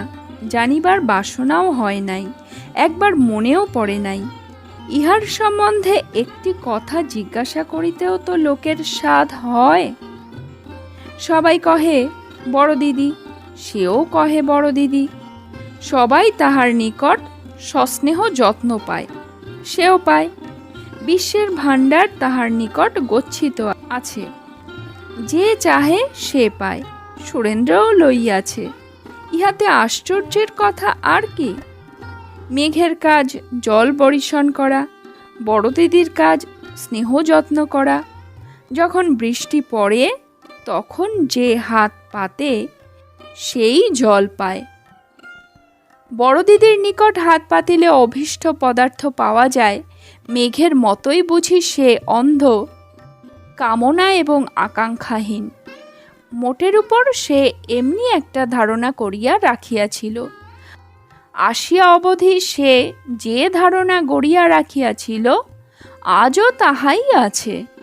শুধু এই কাশী গমন ঘটনাটির পর হইতে এইটুকু সে বেশ জানিয়াছে যে বড় দিদি ভিন্ন তাহার এক দণ্ড চলিতে পারে না। সে যখন বাড়িতে ছিল তখন তাহার পিতাকে জানিত, বিমাতাকে জানিত, তাহাদের কর্তব্য কি তাহা বুঝিত, কিন্তু বড় দিদি বলিয়া কাহারও সহিত পরিচিত হয় নাই। যখন পরিচয় হইয়াছে তখন সে এমনিই বুঝিয়াছে, কিন্তু মানুষটিকে সে চিনে না, জানে না, শুধু নামটি জানে, নামটি চেনে। লোকটি তাহার কেহ নহে, নামটিই সর্বস্ব। লোক যেমন ইষ্ট দেবতাকে দেখিতে পায় না, শুধু নামটি শিখিয়া রাখে, দুঃখে কষ্টে সেই নামটির সম্মুখে সমস্ত হৃদয় মুক্ত করে নতজানু হইয়া করুণা ভিক্ষা চাহে। চক্ষে জল আসে, মুছিয়া ফেলিয়া শূন্য দৃষ্টিতে কাহাকে যেন দেখিতে চাহে। কিছুই দেখা যায় না, অস্পষ্ট জিহ্বা শুধু দুটি কথা অস্ফুট উচ্চারণ করিয়া থামিয়া যায়। দুঃখ পাইয়া তাই সুরেন্দ্রনাথও অস্ফুটে উচ্চারণ করিল, বড় দিদি। 6 মাস হইল সুরেন্দ্রনাথ চলিয়া গিয়াছে। ইহার মধ্যে মাধবী একটিবার মাত্র মনোরমাকে পত্র লিখিয়াছিল, আর লেখে নাই। পূজার সময় মনোরমা পিতৃভবনে আসিয়া মাধবীকে ধরিয়া বসিল। তোর বাঁদর দেখা। মাধবী হাসিয়া কহিল, বাঁদর কোথায় পাবল? মনোরমা তাহার চিবুকে হাত দিয়া সুর করিয়া মৃদুস্বরে গাহিল, আমি এলাম ছুটে দেখব বলে, কেমন শোভে পোড়ার বাঁদর তোমার ওই রাঙা চরণ তলে। সেই যে পুষেছিলি। কবে? মনোরমা মুখ টিপিয়া হাসিয়া বলিল, মনে নেই যে তোকে বই আর জানত না। মাধবী কথাটা অনেকক্ষণ বুঝিয়াছিল, তাই অল্পে অল্পে মুখখানি বিবর্ণ হইতেছিল। তথাপি আত্মসংবরণ করিয়া কহিল, ও তার কথা, তিনি আপনি চলে গেছেন। অমন রাঙা পা দুটি তার পছন্দ হলো না। মাধবী মুখ ফিরাইল, কথা কহিল না। মনোরমা হাত দিয়া আদর করিয়া তাহার মুখ ফিরাইল। কৌতুক করিতে গিয়া দেখিল তাহার দুই চক্ষে এক রাশি জল আনিয়া দিয়াছে। আশ্চর্য হইয়া কহিল, এ কি মাধবী? মাধবী আর সামলাইতে পারিল না, চক্ষে অঞ্চল দিয়া কাঁদিয়া ফেলিল। মনোরমার বিস্ময়ের সীমা নাই, একটা উপযুক্ত কথাও সে খুঁজিয়া পাইল না। কিছুক্ষণ কাঁদিতে দিল, তাহার পর জোর করিয়া মুখ হইতে অঞ্চল খুলিয়া লইয়া নিতান্ত দুঃখিতভাবে বলিল, একটা সামান্য কৌতুক সইতে পারলে না বোন? মাধবী চক্ষু মুছিতে মুছিতে বলিল, আমি যে বিধবা দিদি। তারপর দুজনেই চুপ করিয়া রহিল। দুজনেই নীরবে কাঁদিতে লাগিল। মনোরমা কাঁদিতেছিল মাধবীর দুঃখে, সে বিধবা তাই বলিয়া, কিন্তু মাধবীর অন্য কারণ ছিল। এখনই না জানিয়া মনোরমা যে ঠাট্টা করিয়াছে, যে তোকে বই আর জানত না, মাধবী তাহাই ভাবিতেছিল। এ কথা যে নিতান্তই সত্য সে তাহা জানিত। অনেকক্ষণ পরে মনোরমা বলিল, কাজটা কিন্তু ভালো হয়নি। কোন কাজটা? তা কি বলে দিতে হবে বোন? আমি সব বুঝেছি। এই 6 মাস ধরিয়া যে কথা মাধবী প্রাণপণে লুকাইয়া আসিতেছিল, মনোরমার কাছে আর তাহা লুকাইতে পারিল না। ধরা পড়িয়া মুখ লুকাইয়া কাঁদিতে লাগিল। বড় ছেলে মানুষের মতো কাঁদিল। শেষকালে মনোরমা বলিল, কিন্তু গেল কেন? আমি যেতে বলেছিলাম। বেশ করেছিলে, বুদ্ধিমতীর মতো কাজ করেছিলে। মাধবী বুঝিল মনোরমা কিছুই বোঝে নাই, তাই একে একে সব কথা বুঝাইয়া কহিল। তারপর বলিল, কিন্তু তিনি যদি না বাঁচতেন তাহলে বোধহয় পাগল হয়ে যেতাম। মনোরমা মনে মনে কহিল, এখনই বা তার কম কি? সেদিন বড় দুঃখিত হইয়া সে বাড়ি চলিয়া গেল। সেই রাত্রেই কাগজ কলম লইয়া স্বামীকে পত্র লিখিতে বসিল। তুমি ঠিক বলিতে, স্ত্রীলোককে বিশ্বাস নাই। আমিও আজ তাহাই বলিতেছি, কেননা মাধবী আমাকে শিখাইয়াছে। আমি তাহাকে বাল্যকাল হইতে জানি, তাই তাহাকে দোষ দিতে ইচ্ছা হয় না, সাহস হয় না। সমস্ত স্ত্রী জাতিকে দোষ দেই, বিধাতাকে দোষ দিই। তিনি কি জন্য এত কোমল এই জলের মতন তরল পদার্থ দিয়া নারীর হৃদয় গড়িয়াছিলেন? এত ভালোবাসা ঢালিয়া দিয়া এ হৃদয় কে গড়িতে সাধিয়াছিল? তাহার চরণে প্রার্থনা যেন এ হৃদয়গুলি একটু শক্ত করিয়া নির্মাণ করা হয়। আর তোমার চরণে প্রার্থনা যেন ওই পায়ে মাথা রাখিয়া ওই মুখপানে চাহিয়া মরিতে পারি। মাধবীকে দেখিয়া বড় ভয় হয়। সে আমার আজন্মের ধারণা ওলটপালট করিয়া দিয়াছে। আমাকেও বেশি বিশ্বাস করিও না, শীঘ্র আসিয়া লইয়া যাইও। তাহার স্বামী উত্তর লিখিলেন, যাহার রূপ আছে সে দেখাইবে, যাহার গুণ আছে সে প্রকাশ করিবেই। যাহার হৃদয়ে ভালোবাসা আছে, যে ভালোবাসিতে জানে সে ভালোবাসিবেই। মাধবীলতা রসালো বৃক্ষ অবলম্বন করে, ইহাই জগতের রীতি। তুমি আমি কি করিতে পারি? তোমাকে আমি খুব বিশ্বাস করি, সেজন্য চিন্তিত হইও না। মনোরমা স্বামীর পত্র মাথায় রাখিয়া মনে মনে তাহার চরণ উদ্দেশ্যে প্রণাম করিয়া লিখিল, মাধবী পোড়ামুখী, বিধবাকে যাহা করিতে নাই সে তাহাই করিয়াছে। মনে মনে আরেকজনকে ভালোবাসিয়াছে। পত্র পাইয়া মনোরমার স্বামী মনে মনে হাসিলেন। তারপর কৌতুক করিয়া লিখিলেন, মাধবী পোড়ামুখী তাহাতে আর সন্দেহ নাই, কেননা বিধবা হইয়া মনে মনে আরেকজনকে ভালোবাসিয়াছে। তোমাদের রাগ হইবার কথা, বিধবা হইয়া কেন সে তোমাদের সধবার অধিকারে হাত দিতে গিয়াছে। আমি যতদিন বাঁচিয়া থাকিব তোমার কোনো চিন্তা নাই, এমন সুবিধা কিছুতেই ছাড়িও না। এই অবসরটুকুর মধ্যে পরম আরামে আরেকজনকে মনে মনে ভালোবাসিয়া লইও। কিন্তু কি জানো মনোরমা, তুমি আমাকে আশ্চর্য করিতে পারো নাই। আমি একবার একটা লতা দেখিয়াছিলাম, সেটা আধ ক্রোশ ধরিয়া ভূমিতলে লতাইয়া লতাইয়া অবশেষে একটা বৃক্ষে জড়াইয়া উঠিয়াছিল। এখন তাহাতে কত পাতা, কত পুষ্পমঞ্জরি। তুমি যখন এখানে আসিবে তখন দুইজনে সেটিকে দেখিয়া আসিব। মনোরমা রাগ করিয়া তাহার উত্তর দিল না। কিন্তু মাধবীর চোখের কোণে কালি পড়িয়াছে, প্রফুল্ল মুখ ঈষৎ গম্ভীর হইয়াছে। কাজকর্মে তেমন বাঁধুনি নাই, একটু ঢিলা রকমের হইয়াছে। সকলকে যত্ন আত্মীয়তা করিবার ইচ্ছা তেমনই আছে, বরং বাড়িয়াছে। কিন্তু সব কাজগুলো আর তেমন মনে থাকে না, মাঝে মাঝে ভুল হইয়া যায়। এখনও সবাই কহে বড় দিদি, এখনও সবাই সেই কল্পতরুটির পানে চাহিয়া থাকে, হাতে পাতে অভীষ্ট ফল পায়। কিন্তু গাছ আর তেমন সরস সতেজ নাই। পুরাতন লোকগুলির মাঝে মাঝে আশঙ্কা হয় পাছে শুকাইয়া যায়। মনোরমা নিত্য আসে, অন্যান্য কথা হয়, শুধু এ কথা আর হয় না। মাধবী দুঃখিত হয়, মনোরমা তাহা বুঝিতে পারে। আর এ সকল কথার আলোচনা যত না হয় ততই ভালো। হতভাগী যদি ভুলিতে পারে, মনোরমা এ কথাও ভাবে। সুরেন্দ্রনাথ আরাম হইয়া পিতার সহিত বাটি চলিয়া গিয়াছে।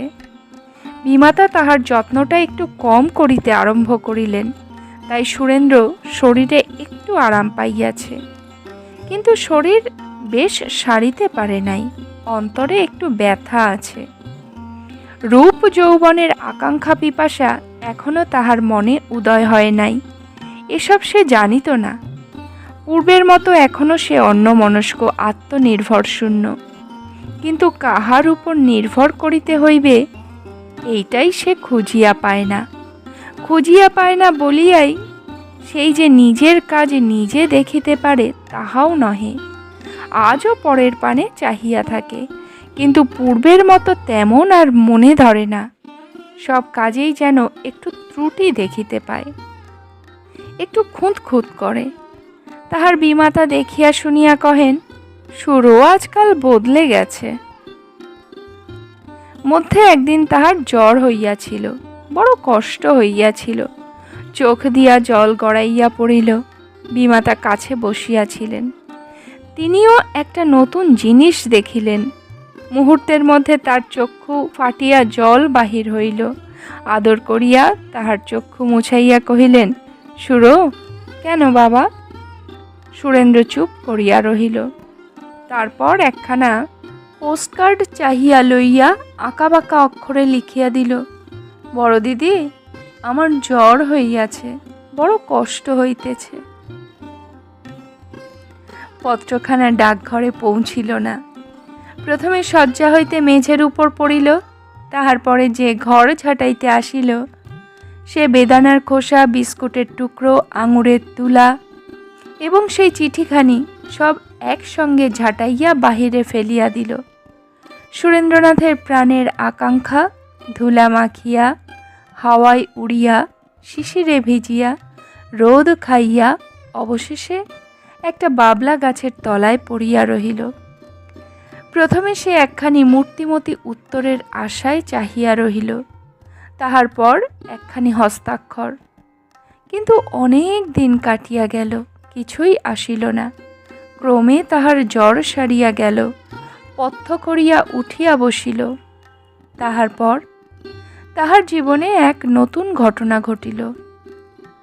ঘটনা যদিও নূতন, কিন্তু নিতান্তই স্বাভাবিক। সুরেন্দ্রের পিতা রায়মহাশয় ইহা বহুদিন হইতে জানিতেন এবং আশা করিতেন। সুরেন্দ্রের মাতামহ পাবনা জেলার একজন মধ্যবিত্ত জমিদার, ২০-২৫ খানি গ্রামে জমিদারি, বাৎসরিক আয় প্রায় ৪০-৫০ হাজার টাকা হইবে। একে তিনি অপুত্রক, খরচপত্র স্বভাবত কম, তাহাতে তিনি একজন প্রসিদ্ধ কৃপণ ছিলেন। তাই তাহার সুদীর্ঘ জীবনে বহু অর্থ সঞ্চিত করিতে পারিয়াছিলেন। তাহার অবর্তমানে সমস্ত বৈভব একমাত্র দৌহিত্র সুরেন্দ্রনাথ পাইবে। রায় মহাশয় ইহা স্থির জানিতেন। তাহাই হইল। রায় মহাশয় সংবাদ পাইলেন শ্বশুর মহাশয় আসন্ন মৃত্যুশয্যায় শয়ন করিয়াছেন। তাড়াতাড়ি পুত্রকে লইয়া পাবনা যাত্রা করিলেন, কিন্তু পৌঁছাইবার পূর্বে শ্বশুর মহাশয় পরলোক গমন করিলেন। সমারোহ করিয়া শ্রাদ্ধ শান্তি হইল। শৃঙ্খলিত জমিদারিতে আরও শৃঙ্খলার ঘটা পড়িয়া গেল। পরিপক্ব বৃদ্ধ প্রাচীন উকিল রায় মহাশয়ের কড়া বন্দোবস্তে প্রজারা সন্ত্রস্ত হইয়া উঠিল। এখন সুরেন্দ্রের বিবাহ হওয়া আবশ্যক। ঘটকের আনাগোনায় গ্রামময় আন্দোলন পড়িয়া গেল। 50 ক্রোশের মধ্যে যে বাড়িতে একটি সুন্দরী কন্যা ছিল, সেই বাড়িতেই ঘটকের দল ঘন ঘন পদধূলি দিয়া পিতামাতাকে আপ্যায়িত ও আশান্বিত করিতে লাগিল। এমনভাবে 2 মাস 6 মাস অতিবাহিত হইল। অবশেষে বিমাতা আসিলেন। তাহার সম্পর্কের যে কেহ ছিল সেও আসিল। বন্ধুবান্ধব গৃহে পুরিয়া গেল। তাহার পর একদিন প্রভাতে বাঁশি বাজাইয়া, ঢাকের প্রচণ্ড শব্দ করিয়া, কাঁসির ক্ষণ আওয়াজে সমস্ত গ্রাম পরিপূরিত করিয়া সুরেন্দ্রনাথ বিবাহ করিয়া আসিল। প্রায় 5 বৎসর অতিবাহিত হইয়া গিয়াছে। রায় মহাশয়ও আর নাই, ব্রজলাহিড়ীও স্বর্গে গিয়াছেন। সুরেন্দ্রের বিমাতা স্বর্গীয় স্বামী দত্ত সমস্ত সম্পত্তি টাকা কড়ি লইয়া পিতৃভবনে বাস করিতেছেন। আজকাল সুরেন্দ্রনাথের যেমন সুখ্যাতি তেমনি অখ্যাতি। একদল লোক কহে এমন বন্ধুবৎসল উদারচেতা আমায়িক ইয়ার প্রতিপালক জমিদার আর নাই। অন্য দল কহে এমন উৎপীড়ক অত্যাচারী জমিদার এ তল্লাটে কখনো জন্মায় নাই। আমরা জানি এ 2টি কথাই সত্য। প্রথমটি সুরেন্দ্রনাথের জন্য সত্য, দ্বিতীয়টা তাহার ম্যানেজার মথুরনাথ বাবুর জন্য সত্য। সুরেন্দ্রনাথের বৈঠকখানায় আজকাল খুব একদল ইয়ার বসিতেছে। তাহারা পরম সুখে সংসারের স্বাদ মিটাইয়া লইতেছে। পান, তামাক, মদ, মাংস কোনো ভাবনা তাহাদিগকে করিতে হয় না, চাহিতেও হয় না, আপনি মুখে আসে। ম্যানেজার মথুরবাবুর ইহাতে খুব উৎসাহ, খরচ যোগাইতে তিনি মুক্ত হস্ত, কিন্তু এজন্য জমিদারকে ক্ষতিগ্রস্ত হইতে হয় না। তাহার শাসনগুণে প্রজারা সে ব্যয় বহন করে। মথুরবাবুর নিকট একটি পয়সা বাকি বকেয়া থাকিবার জো নাই। ঘর জ্বালাইতে, ভিটা ছাড়া করিতে, কাছারি ঘরের ক্ষুদ্র কুঠুরিতে আবদ্ধ করিতে তাহার সাহস এবং উৎসাহের সীমা নাই। প্রজার আকুল ক্রন্দন মাঝে মাঝে শান্তিদেবীর কর্ণে প্রবেশ করে। সে স্বামীকে অনুযোগ করিয়া কহে, তুমি নিজে জমিদারি না দেখলে সব যে জ্বলে পুড়ে যায়। সুরেন্দ্রনাথের যেন চমক ভাঙে। তাই তো, এসব কথা কি সত্য? সত্য নয়, নিন্দায় যে দেশ ভরে গেল। তোমারই কানে কেবল এইসব পৌঁছায় না। 24 ঘন্টায় ইয়ার নিয়ে বসে থাকলে কি এইসব কেউ শুনতে পায়? কাজ নেই অমন ম্যানেজারের, দূর করে তাড়িয়ে দাও। সুরেন্দ্র দুঃখিত হইয়া অপ্রতিভ হইয়া কহে, তাই তো, কাল থেকে আমি নিজে সব দেখব। তাহার পর কিছুদিন জমিদারি দেখিবার তাড়া পাইয়া যায়। মথুরানাথ ব্যস্ত হইয়া ওঠেন, গম্ভীরভাবে তখন কহেন, সুরেনবাবু, এমন করলে কি জমিদারি রাখতে পারবে? সুরেন্দ্রনাথ শুষ্ক হাসি হাসিয়া কহে, দুঃখীর রক্ত শুষে এমন জমিদারিতে কাজ কি মথুরবাবু? তবে আমাকে বিদায় দাও, আমি চলে যাই। সুরেন্দ্রনাথ অমনি নরম হইয়া যায়। তাহার পর যাহা ছিল তাহাই হয়।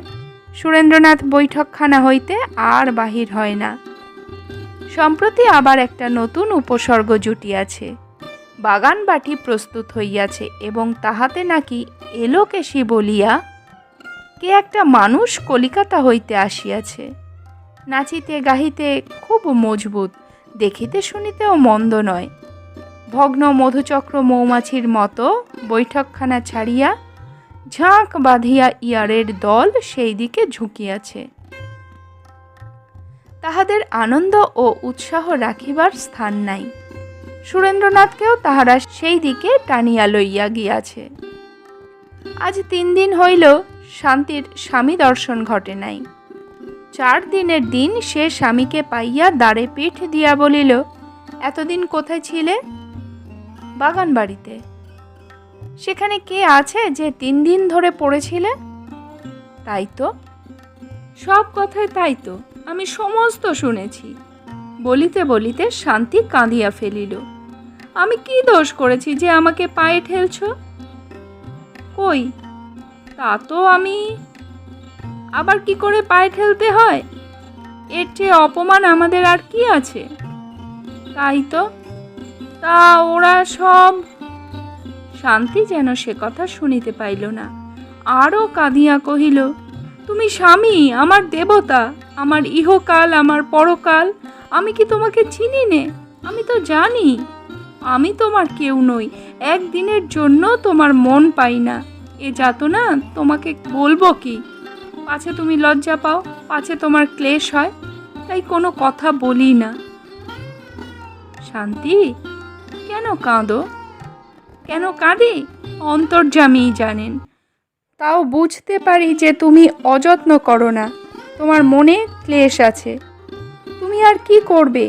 তারপর চক্ষু মুছিয়া বলিল, আমি আজীবন যাতনা পাই, তাতে ক্ষতি নাই, কিন্তু তোমার কি কষ্ট যদি জানতে পারি।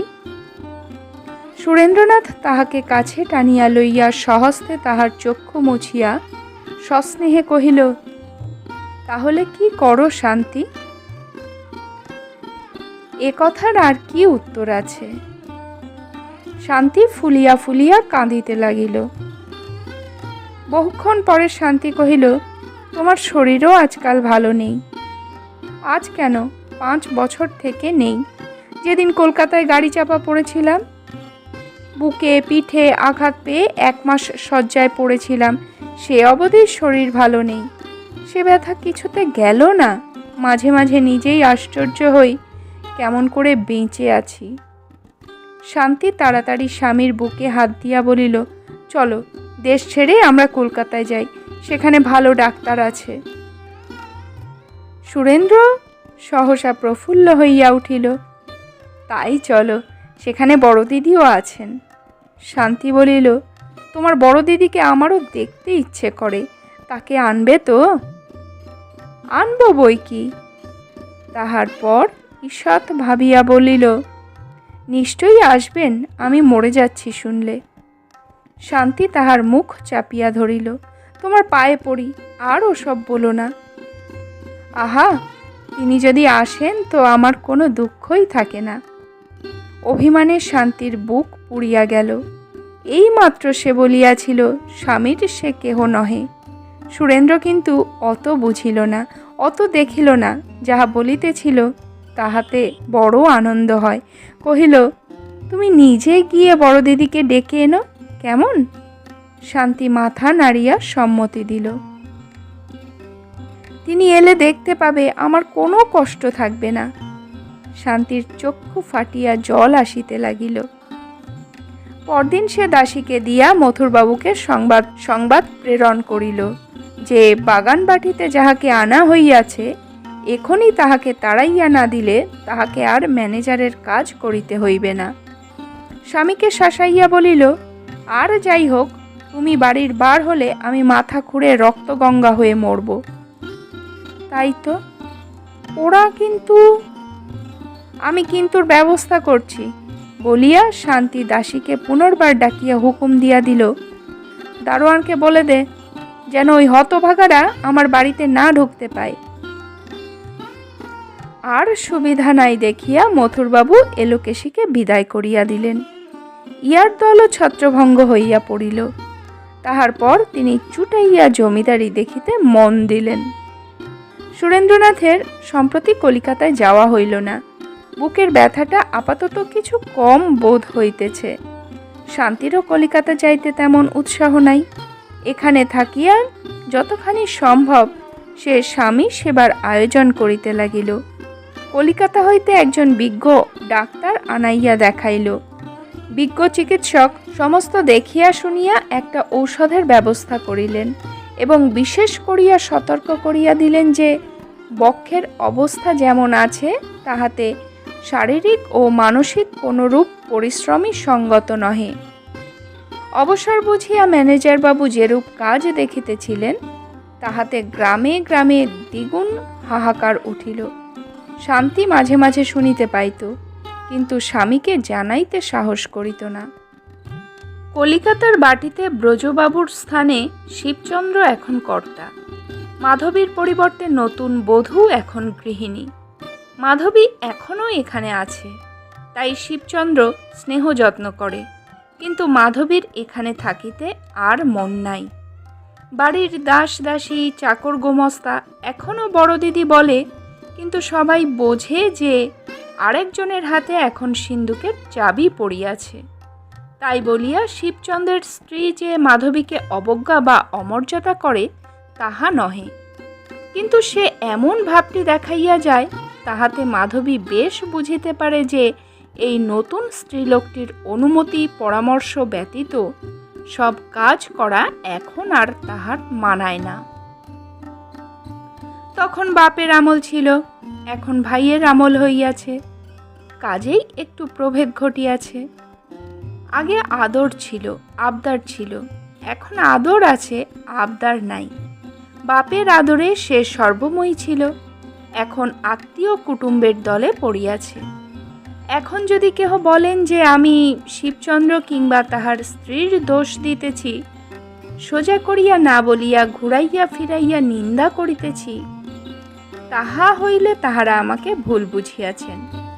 সংসারে যাহা নিয়ম, যে রীতিনীতি আজ পর্যন্ত চলিয়া আসিয়াছে, আমি তাহারই উল্লেখ করিয়াছি মাত্র। মাধবীর যেন কপাল পুড়িয়াছে, তাহার আপনার বলিবার স্থান নাই, তাই বলিয়া অপরে নিজের দখল ছাড়িবে কেন? স্বামীর দ্রব্যে স্ত্রীর অধিকার, একথা কে না জানে? শিবচন্দ্রের স্ত্রী কি শুধু একথা বুঝে না? শিবচন্দ্র না হয় মাধবীর ভ্রাতা, কিন্তু সে মাধবীরকে পরের জন্য সে নিজের অধিকার ছাড়িয়া দিবে কেন? মাধবী সব বুঝিতে পারে। বউ যখন ছোট ছিল তখন ব্রজবাবু বাঁচিয়াছিলেন, তখন মাধবীর নিকট প্রমিলাতে ও তাহাতে প্রভেদ ছিল না, এখন কথার অনৈক্য হয়। সে চিরদিন অভিমানিনী, তাই সে সকলের নিচে। কথা সহিবার ক্ষমতা নাই, তাই সে কথা সহে না। যেখানে তার জোর নাই সেখানে মাথা উঁচু করিয়া দাঁড়াইতে তাহার মাথা কাটা যায়। মনে দুঃখ পাইলে নীরবে সহিয়া যায়। শিবচন্দ্রকে কিছুই বলে না। স্নেহের দোহাই দেওয়া তাহার অভ্যাসের বাহিরে, তাই আত্মীয়তার ধোঁয়া ধরিয়া অধিকার কায়েম করিতে তাহার সমস্ত শরীরে মনে ধিক্কার ওঠে। সামান্য স্ত্রীলোকের মতো ঝগড়া কলহে তাহার যে কত ঘৃণা, তাহা শুধু সেই জানে। একদিন শিবচন্দ্রকে ডাকিয়া বলিল, দাদা, আমি শ্বশুর বাড়ি যাব। শিবচন্দ্র বিস্মিত হইল। সে কি মাধবী, সেখানে তো কেউ নেই। মাধবী মৃত স্বামীকে উদ্দেশ্য করিয়া বলিল, ছোট ভাগ্নে কাশীতে ঠাকুরঝির কাছে আছে, তাকে নিয়ে আমি গোলাগাঁয়ে বেশ থাকব। পাবনা জেলার গোলাগাঁয়ে মাধবীর শ্বশুরবাড়ি। শিবচন্দ্র অল্প হাসিয়া বলিল, তা কি হয়? সেখানে যে তোর বড় কষ্ট হবে। কেন কষ্ট হবে দাদা? বাড়িটা এখনো পড়ে যায়নি। 2 বিঘা 10 বিঘা জমি জিরে তো আছে, একটি বিধবার কি তাতে চলে না? চলার কথা নয়, টাকার ভাবনা নেই, কিন্তু তোর যে বড় কষ্ট হবে মাধবী। কষ্ট কিছুই নয়। শিবচন্দ্র কিছু ভাবিয়া বলিল, কেন যাবি বোন? আমাকে সব খুলে বল দেখি, সব মিটিয়ে দিচ্ছি, আমি সব মিটিয়ে দিচ্ছি।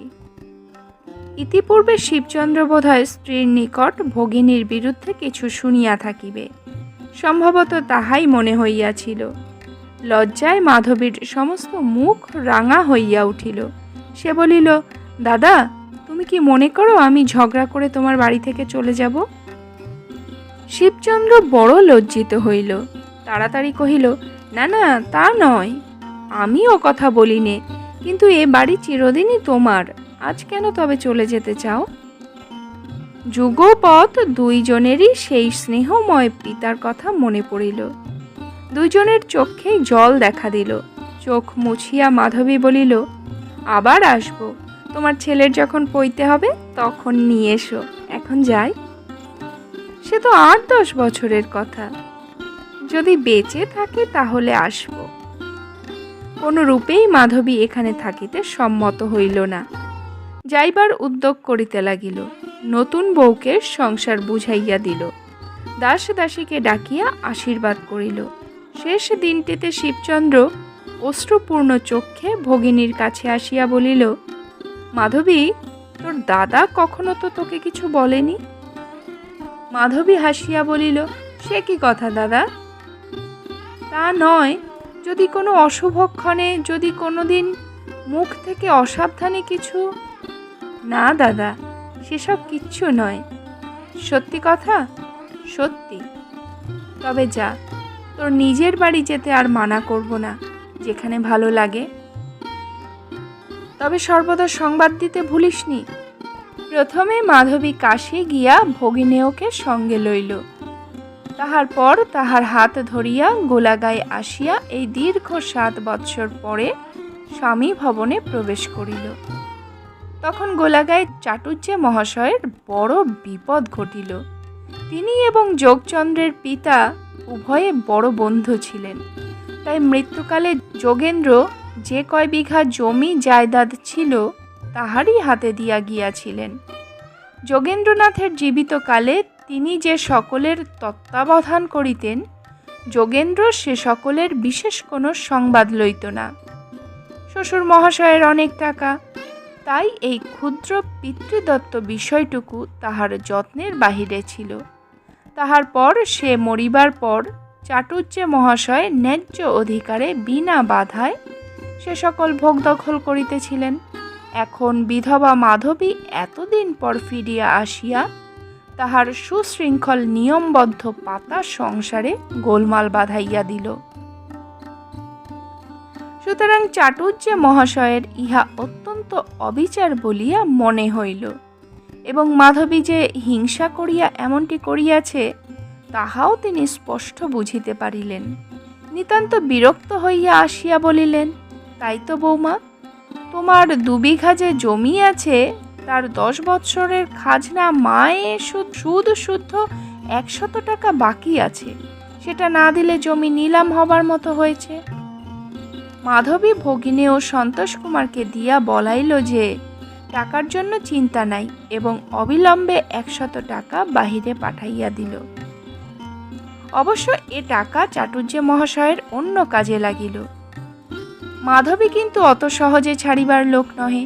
সে সন্তোষকে পাঠাইয়া জিজ্ঞাসা করিল যে শুধু 2 বিঘা জমির উপর নির্ভর করিয়া তাহার স্বর্গীয় শ্বশুর মহাশয়ের গ্রাসাচ্ছাদন চলিত না, সুতরাং বাকি যেসব জমি জায়গা আছে তাহা কোথায় এবং কাহার নিকট আছে। চাটুজ্জে মহাশয় নিরতিশয় ক্রুদ্ধ হইয়া স্বয়ং আসিয়া বলিলেন যে তাহা সমস্তই বিক্রয় হইয়া গিয়াছে, কিছু বা বন্দোবস্ত আছে। এই 8-10 বছর ধরিয়া জমিদারের খাজনা না দিলে জমি জায়গা কি রূপে থাকা সম্ভব? মাধবী কহিল, জমির কিছুই কি উপসত্ত্ব হইত না যে এই কয়টা টাকা খাজনা দেওয়া হয় নাই? আর যদি যথার্থই বিক্রয় করা হইয়া থাকে, তাহা হইলে সে কে বিক্রয় করিয়াছে এবং এখন কাহার নিকট আছে, সংবাদ পাইলে উদ্ধার করিবার চেষ্টা করা যায়। কাগজপত্রই বা কোথায়? চাটুজ্জে মহাশয় অবশ্য কিছু জবাব দিয়াছিলেন, কিন্তু মাধবী তাহা বুঝিতে পারিল না। ব্রাহ্মণ বিড়বিড় করিয়া কত কি বকিলেন। তারপর ছাতা মাথায় দিয়া, নামাবলী কোমরে জড়াইয়া, একখানা থান কাপড় গামছায় বাঁধিয়া লইয়া জমিদার বাবুর কাছারি লালতাগা অভিমুখে রওনা হইলেন। এই লালতা গ্রামের সুরেন্দ্রনাথের বাটি এবং ম্যানেজার মথুর বাবুর কাছারি। ব্রাহ্মণ 8-10 ক্রোশ বরাবর হাঁটিয়া একেবারে মথুর বাবুর নিকট উপস্থিত হইয়া কাঁদিয়া পড়িলেন। দোহাই বাবা, গরিব ব্রাহ্মণকে বুঝি পথে পথে ভিক্ষে করে খেতে হয়? এমন তো অনেকে আসে। মথুরবাবু মুখ ফিরাইয়া বলিলেন, হয়েছে কি বাবা, রক্ষে করো। কি হয়েছে তোমার? বিধু চাটুজ্জে তখন মাধবী দত্ত 100 টাকা দক্ষিণা হাতে গুজিয়া দিয়া বলিলেন, আপনি ধর্মাবতার, আপনি না রক্ষা করলে আমার সর্বস্ব যায়। আচ্ছা, খুলে বলো, গোলকাইয়ের রামতনু সান্যালের বিধবা পুত্রবধূ কোথা থেকে এতদিন পরে ফিরে এসে আমার সমস্ত দখল করতে চায়। মথুরবাবু হাসিলেন। সে তোমার সমস্ত দখল করতে চায়, না তুমি তার সর্বস্ব দখল করতে চাও, কোনটা? ব্রাহ্মণ তখন হাতে পৈতা জড়াইয়া ম্যানেজারের হাত চাপিয়া ধরিলেন। আমি যে এই 10 বছর থেকে সরকারের খাজনা জুগিয়ে আসছি, জমি ভোগ করছো, খাজনা দেবে না? দোহাই আপনার। ভাবটা মথুরবাবু বেশ বুঝিলেন। বিধবাকে ফাঁকি দিতে চাও তো? ব্রাহ্মণ নিঃশব্দে চাহিয়া রহিল। কয় বিঘা জমি? 25 বিঘা। মথুরবাবু হিসাব করিয়া বলিলেন, অন্তত 3000 টাকা। জমিদার কাছারিতে কি সালামি দেবে? যা হুকুম হবে তাই, 300 টাকা। 300 টাকা দিয়ে 3000 টাকা নেবে? আমার দ্বারা কিচ্ছু হবে না। ব্রাহ্মণ শুষ্ক চক্ষে জল বাহির করিয়া বলিল, কত টাকা হুকুম হয়? 1000 দিতে পারবে? তাহার পর গোপনে বহুক্ষণ ধরিয়া দুজনে পরামর্শ হইল। ফল এই দাঁড়াইল যে যোগেন্দ্রনাথের বিধবার প্রতি বাকি খাজনা বাবদ 10 বৎসরের সুদে আসলে 1.5 সহস্র টাকার নালিশ হইল। সমন বাহির হইল, কিন্তু মাধবীর নিকট তাহা পৌঁছিল না। তাহার পর একতরফা ডিক্রি হইয়া গেল এবং 1.5 মাস পরে মাধবী সংবাদ পাইল যে বাকি খাজনার দায়ে জমিদার সরকার হইতে তাহার মায় বাটিশুদ্ধ নিলামের ইস্তেহার জারি হইয়াছে। তাহার সমস্ত বিষয় সম্পত্তি ক্রোক হইয়াছে। মাধবী একজন প্রতিবেশিনীকে ডাকিয়া কহিল, তোমাদের দেশ কি মগের মুল্লুক? কেন বলো দেখি? তা নয় তো কি, একজন ঠকিয়ে আমার সর্বস্ব নিতে চায়, তোমরা দেখছো না? সে বলিল, আমরা আর কি করব? জমিদার যদি নিলাম করে, আমরা দুঃখী লোক, তাতে কি করতে পারি? তা যেন হলো, কিন্তু আমার বাড়ি নিলাম হবে আর আমাকে সংবাদ নেই। কেমন তোমাদের জমিদার? সে তখন সমস্ত কাহিনী বিবৃত করিয়া কহিল, এমন উৎপীড়ক জমিদার, এমন অত্যাচার এ দেশে কেহ কখনো পূর্বে দেখে নাই। সে আরও কত কি কহিল। এ যাবৎ যাহা কিছু লোক পরম্পরায় অবগত ছিল সমস্ত একে একে খুলিয়া বলিলে মাধবী ভয়ে ভয়ে জিজ্ঞাসা করিল, জমিদার বাবুর সঙ্গে নিজে দেখা করলে হয় না? ভগিনী ও সন্তোষ কুমারের জন্য মাধবী তাহাও করিতে স্বীকৃত ছিল। সে তখন কিছু বলিতে পারিল না, কিন্তু কথা দিয়া গেল যে কাল তাহার বোনপোর নিকট সব কথা ভালো করিয়া জানিয়া আসিয়া বলিবে। তাহার বোনপো 2-3 বার লালতা গ্রামে গিয়েছিল। জমিদার সরকারের অনেক কথা সে জানিত, এমনকি সেদিন সে বাগান বাড়িতে এলোকেশীর সংবাদ পর্যন্ত শুনিয়া আসিয়াছিল। তাহার পর মাসিমাতা যখন জমিদার বাবুর সহিত রামতনু বাবুর বিধবা পুত্রবধূর দেখা করার সম্বন্ধে প্রশ্ন করিল, তখন সে মুখখানা যথাসম্ভব গম্ভীর করিয়া বলিল, এই বিধবা পুত্রবধূটির বয়স কত? মাসিমাতা বলিল, 20-21 হবে। সে মাথা নাড়িয়া বলিল, দেখতে কেমন? মাসিমাতা কহিল, পরীর মতো। তখন সে মুখভঙ্গি সহকারে কহিল, দেখা করলে কাজ হতে পারে, কিন্তু আমি বলি তিনি আজ রাত্রেই নৌকা ভাড়া করে বাপের বাড়ি প্রস্থান করুন। কেন রে? এই যে বলছো সে দেখতে পরীর মতো, কেন, তাতে কি? তাতেই সব। দেখতে পরীর মতো হলে জমিদার সুরেন রায়ের কাছে রক্ষে নেই। মাসিমাতা গালে হাত দিলেন। বলিস কি, এমন? বোনপো মৃদু হাসিয়া কহিল, হাঁ এমন, দেশশুদ্ধ লোক এ কথা জানে। তবে তো দেখা করা উচিত নয়। কিছুতেই নয়, কিন্তু বিষয় আশায় যে সব যাবে। চাটুজ্জে মহাশয় যখন এর ভিতরে আছেন তখন বিষয়ের আশা নেই, তার ওপর গৃহস্থ ঘরের মেয়ে, ধর্মটাও কি যাবে? পরদিন তিনি মাধবীকে সমস্ত কথা বলিলেন। শুনিয়া সে স্তম্ভিত হইয়া গেল। জমিদার সুরেন রায়ের কথা সে সমস্ত দিন চিন্তা করিল। মাধবী ভাবিল, সুরেন রায় নামটি বড় পরিচিত, কিন্তু লোকটির সহিত মিলিতেছে না। এ নাম সে কতদিন মনে মনে ভাবিয়াছে।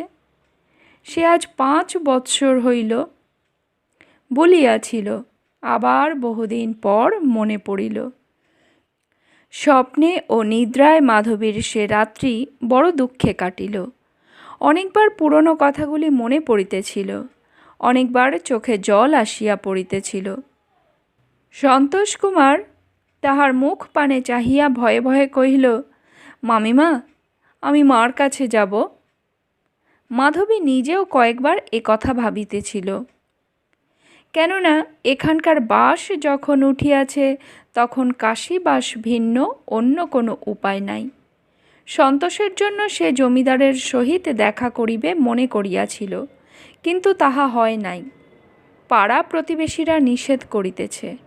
তাছাড়া এখন যেখানেই সে যাক একটা নূতন ভাবনা, একটা নূতন উপসর্গ হইয়াছে, সেটা এই রূপ যৌবনের কথা। মাধবী মনে করিল, পোড়া কপাল, এ উৎপাতগুলো কি এখনও দেহটায় লাগিয়া আছে? আজ 7 বৎসর হইল এগুলো তাহার মনে পড়ে নাই, মনে করাইয়া দিতে কেহ ছিল না। স্বামী মরিবার পর যখন বাপের বাড়ি ফিরিয়া গেল, তখন সকলে ডাকিল বড় দিদি, সবাই ডাকিল মা। এই সম্মানের ডাকগুলি তাহার মনকে আরো বৃদ্ধ করিয়া দিয়াছিল। ছাই রূপ যৌবন, যেখানে তাহাকে বড় দিদির কাজ করিতে হইত, জননের স্নেহ যত্ন বিলাইতে হইত, সেখানে কি এসব কথা মনে থাকে? মনে ছিল না, মনে পড়িয়াছে, তাই ভাবনাও হইয়াছে, বিশেষ করিয়া এই যৌবনের উল্লেখটা। লজ্জায় মলিন হাসি হাসিয়া কহিল, এখানকার লোকগুলো কি অন্ধ না পশু? কিন্তু মাধবী ভুল করিয়াছিল। সকলের মন তাহার মতো 21-22 বছরে বৃদ্ধ হইয়া যায় না। ইহার 3 দিন বাদে যখন জমিদারের পিয়াদা তাহার দ্বার পথে আসন করিয়া বসিল এবং হাঁক ডাক করিয়া গ্রামবাসীকে জানাইতে লাগিল যে সুরেন রায় আর একটা নতুন কীর্তি করিয়াছে, তখন মাধবী সন্তোষের হাত ধরিয়া দাসীকে অগ্রবর্তিনী করিয়া নৌকায় উঠিয়া বসিল। বাটির অদূরেই নদী। মাঝিকে কহিয়া দিল, সোমরাপুর যাইতে হইবে, একবার প্রমীলাকে দেখিয়া যাইতে হইবে। গোলাগা হইতে 15 ক্রোশ দূরে সোমরাপুরে প্রমীলার বিবাহ হইয়াছিল। আজি 1 বৎসর হইতে সে শ্বশুর ঘর করিতেছে। সে হয়তো আবার কলিকাতায় যাইবে, কিন্তু মাধবী তখন কোথায় থাকিবে? তাই একবার দেখা করা। সকালবেলা সূর্যোদয়ের সঙ্গে মাঝিরা নৌকা খুলিয়া দিল। স্রোতের মুখে নৌকা ভাসিয়া চলিল। বাতাস অনুকূল ছিল না, তাই ধীর মন্থর গমনে ক্ষুদ্র নৌকা বাঁশঝাড়ের ভিতর দিয়া শিয়ালকুল ও বেত ঝোপের কাটা বাঁচাইয়া সরঝাড় ঠেলিয়া ধীরে ধীরে চলিল। সন্তোষ কুমারের আনন্দ ধরে না। সে ছইয়ের ভিতর হইতে হাত বাড়াইয়া গাছের পাতা ও ডগা ছিঁড়িবার জন্য ব্যস্ত হইয়া উঠিল।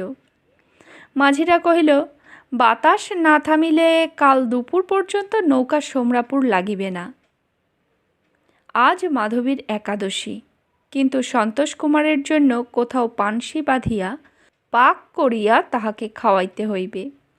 মাঝি কহিল, দিস্তেপাড়ার গঞ্জে নৌকা বাঁধিলে বেশ সুবিধা হইবে, সেখানে সব জিনিস পাওয়া যায়। দাসী কহিল, তাই কর বাপু, যেন 10টা-11টার মধ্যে ছেলেটা খেতে পায়।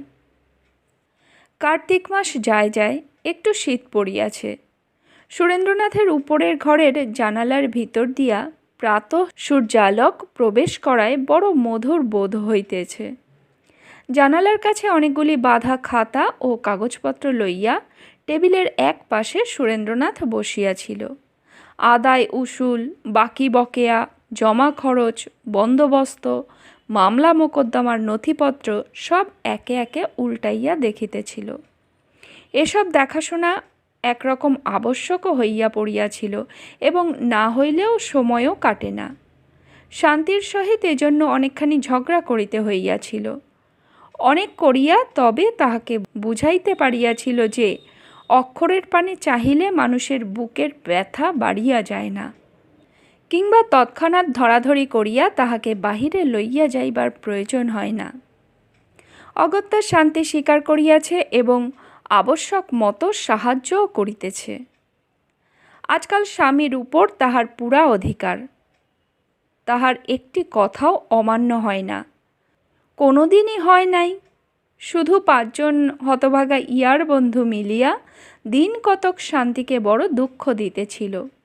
স্ত্রীর আদেশে সুরেন্দ্রর বাহির বাটিতে পর্যন্ত যাওয়া নিষিদ্ধ হইয়াছে।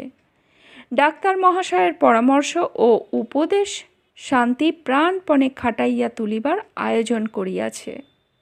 এইমাত্র সে কাছে বসিয়া রাঙা ফিতা দিয়া কাগজের বান্ডিল বাঁধিতেছিল। সুরেন্দ্রনাথ একখানা কাগজ হইতে মুখ তুলিয়া সহসা ডাকিলেন, শান্তি। শান্তি কোথায় গিয়াছিল? কিছুক্ষণে ফিরিয়া আসিয়া বলিল, ডাকছিলে? হ্যাঁ, আমি একবার কাছারি ঘরে যাব। না, কি চাই বলো, আমি আনিয়ে দিচ্ছি।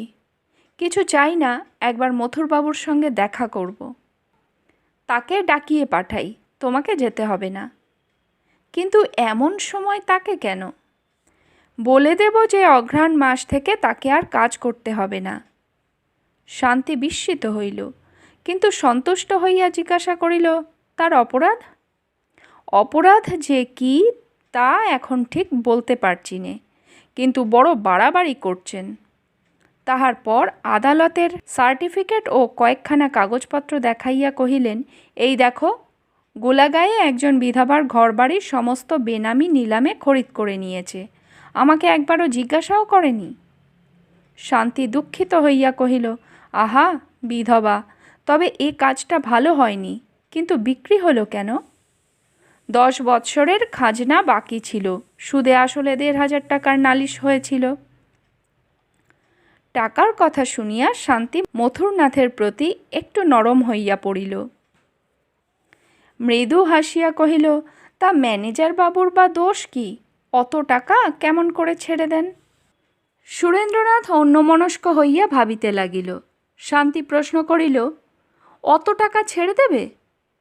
দেব না তো কি, অসহায় বিধবাকে বাড়ি ছাড়া করব? তুমি কি পরামর্শ দাও?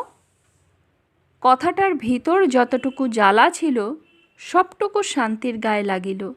অপ্রতিভ হইয়া দুঃখিতভাবে সে বলিল, না, বাড়ি ছাড়া করতে বলি না, আর তোমার টাকা তুমি দান করবে, তাতে বাধা? আমি তাতে বাধা দেব কেন? সুরেন্দ্র হাসিয়া কহিলেন, সে নয় শান্তি, আমার টাকা কি তোমার নয়? কিন্তু বলো দেখি, আমি যখন না থাকবো তখন তুমি? ও কি কথা? তুমি আমি যা ভালোবাসি তা করবে তো? শান্তির চোখে জল আসিল, কেননা স্বামীর শারীরিক অবস্থা ভালো নহে। বলিল, ও কথা কেন বলো? বড় ভালো লাগে তাই বলি। তুমি আমার কথা, আমার সাধ ইচ্ছা জেনে রাখবে না শান্তি?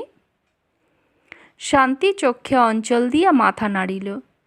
কিছুক্ষণ পরে সুরেন্দ্র পুনরায় কহিলেন, আমার বড় দিদির নাম। শান্তি অঞ্চল সরাইয়া সুরেন্দ্রের মুখ পানে চাহিল। সুরেন্দ্র একখানা কাগজ দেখাইয়া বলিলেন, এই দেখো, আমার বড় দিদির নাম। কোথায়? এই দেখো, মাধবী দেবী, যার বাড়ি নিলাম হয়েছে। এক মুহূর্তে শান্তি অনেক কথা বুঝিল। কহিল, তাই বুঝি সমস্ত ফিরিয়ে দিতে চাইছ? সুরেন্দ্র ঈষৎ হাসিয়া উত্তর দিলেন, তাই হলে নিশ্চয়ই ফিরিয়ে দেব, সমস্ত, সব। মাধবীর কথায় শান্তি একটু দুঃখিত হইয়া পড়িল। ভিতরে বোধহয় একটু হিংসার ভাব ছিল। কহিল, তিনি হয়তো তোমার বড় দিদি নন, শুধু মাধবী নাম আছে, নামেতেই এই। বড় দিদির নামের একটু সম্মান করব না?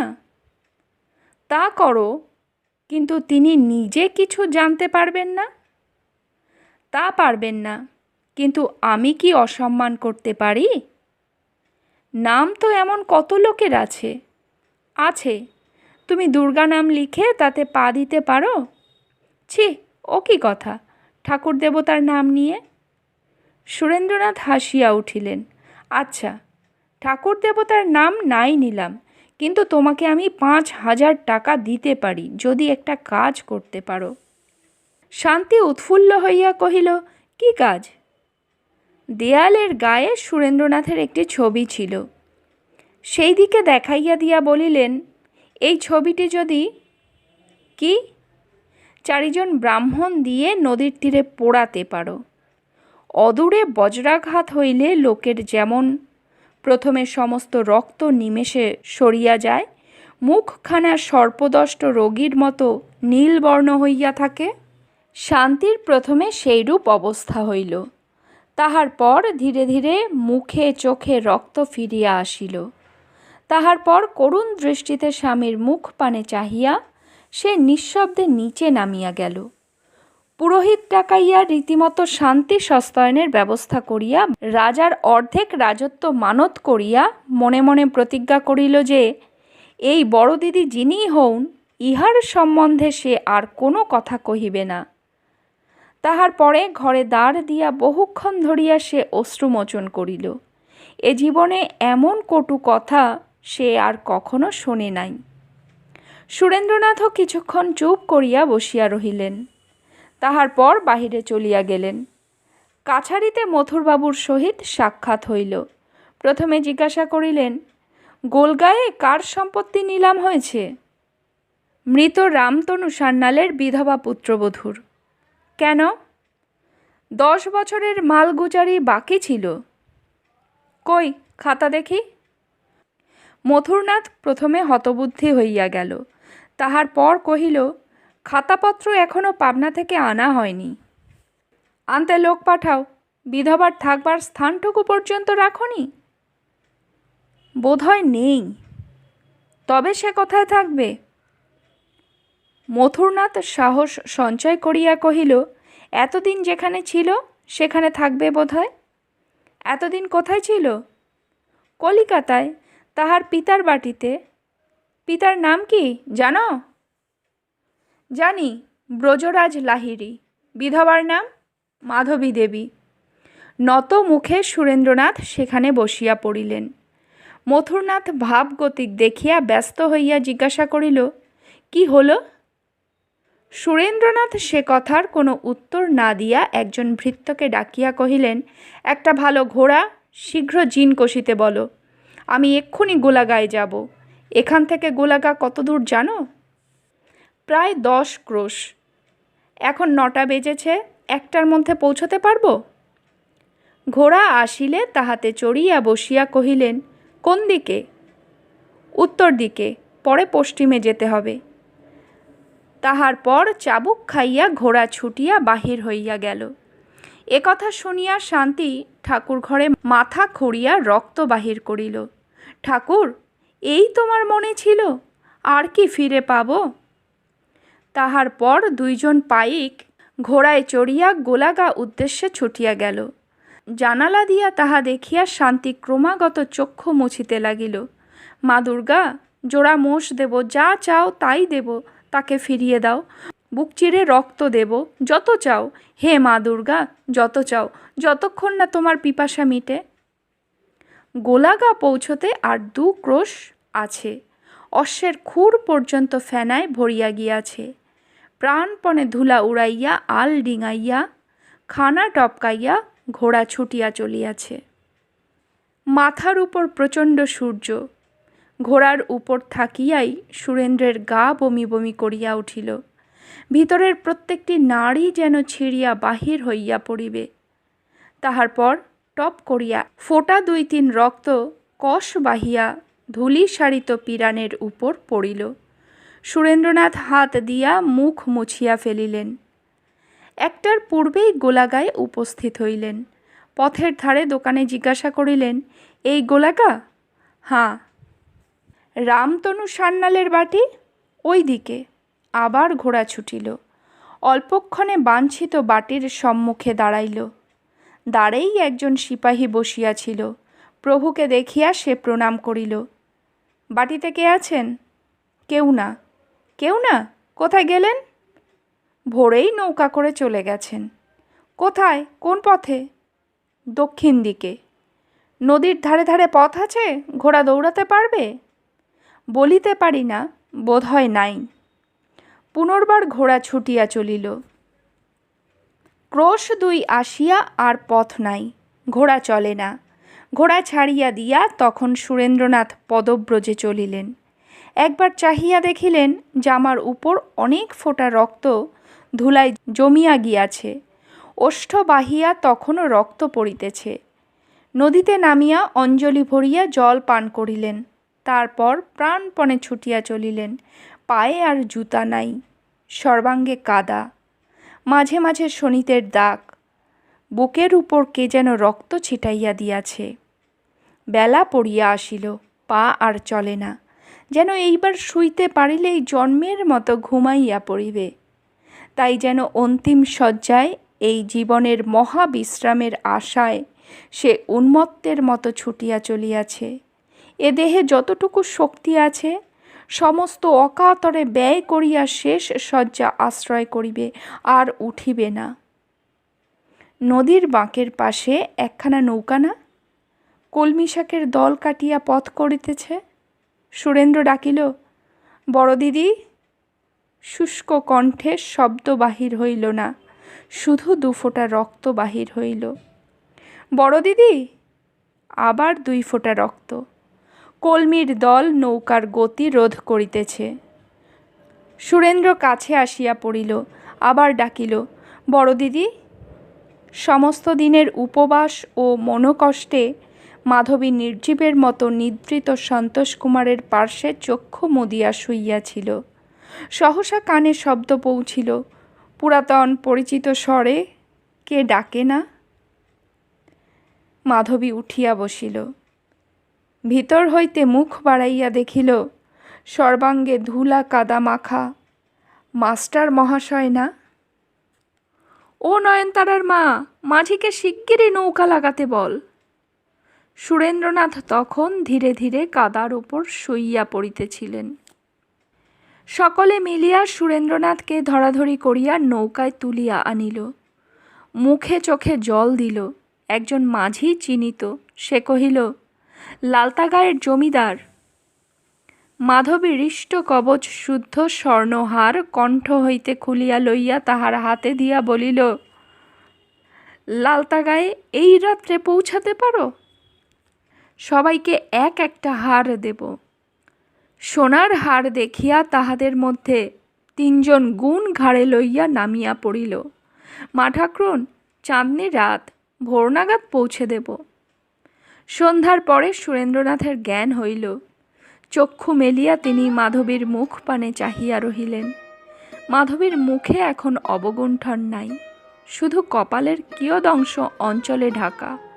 ক্রোড়ের উপর সুরেন্দ্রর মাথা লইয়া মাধবী বসিয়াছিল। কিছুক্ষণ চাহিয়া সুরেন্দ্র কহিল, তুমি বড় দিদি? অঞ্চল দিয়া মাধবী সযত্নে তাহার ওষ্ঠ সংলগ্ন রক্তবিন্দু মুছাইয়া দিল। তারপর আপনার চোখ মুছিল। তুমি বড় দিদি? আমি মাধবী। সুরেন্দ্রনাথ চক্ষু মুছিয়া মৃদুস্বরে বলিলেন, আহ, তাই। বিশ্বের আরাম যেন এই ক্রোড়ে লুকাইয়াছিল। এতদিন পরে সুরেন্দ্রনাথ তাহা খুঁজিয়া পাইয়াছেন। অধরের কোণে সরক্ত হাসি তাই ফুটিয়া উঠিয়াছে। বড় দিদি, যে কষ্ট! তরতর ছলছল করিয়া নৌকা ছুটিয়াছে। ছইয়ের ভিতর সুরেন্দ্রের মুখের উপর চাঁদের কিরণ পড়িয়াছে। নয়নতারার মা একটা ভাঙা পাখা লইয়া মৃদু মৃদু বাতাস করিতেছে। সুরেন্দ্রনাথ ধীরে ধীরে কহিলেন, কোথায় যাচ্ছিলে? মাধবী ভগ্নকণ্ঠে কহিল, প্রমীলার শ্বশুর বাড়ি। ছি, এমন করে কি কুটুমের বাড়ি যেতে আছে দিদি? নিজের অট্টালিকায় তাহার শয়নকক্ষে বড় দিদির কোলে মাথা রাখিয়া সুরেন্দ্রনাথ মৃত্যুশয্যায় শুইয়া আছে। পা দুটি শান্তি কোলে করিয়া অশ্রুজলে ধুইয়া দিতেছে। পাবনায় যতগুলি ডাক্তার কবিরাজ সমবেত চেষ্টা ও পরিশ্রমেও রক্ত বন্ধ করিতে পারিতেছে না। 5 বৎসর পূর্বেকার সেই আঘাতে রক্ত বমন করিতেছে। মাধবীর অন্তরের কথা খুলিয়া বলিতে পারিব না। আমি নিজেও ভালো জানি না, বোধ করি তাহার 5 বৎসর পূর্বের কথা মনে পড়িতেছে। বাড়ি হইতে সে তাড়াইয়া দিয়াছিল, আর ফিরাইতে পারে নাই। 5 বৎসর পরে সুরেন্দ্রনাথ কিন্তু তাহাকে ফিরাইয়া আনিয়াছে। সন্ধ্যার পর উজ্জ্বল দীপালোকে সুরেন্দ্রনাথ মাধবীর মুখের পানে চাহিল। পায়ের কাছে শান্তি বসিয়া আছে, সে যেন শুনিতে না পায়। হাত দিয়া তাই মাধবীর মুখ আপনার মুখের কাছে টানিয়া আনিয়া বলিল, বড় দিদি, সেদিনের কথা মনে পড়ে? সেদিন তুমি আমাকে তাড়িয়ে দিয়েছিলে, আমি তাই এখন শোধ নিয়েছি। তোমাকেও তাড়িয়ে দিয়েছিলাম, কেমন শোধ হলো তো? মুহূর্তের মধ্যে মাধবী চৈতন্য হারাইয়া লুণ্ঠিত মস্তক সুরেন্দ্রর স্কন্ধের পাশে রাখিল। যখন জ্ঞান হইল, তখন বাটিময় ক্রন্দনের রোল উঠিয়াছে।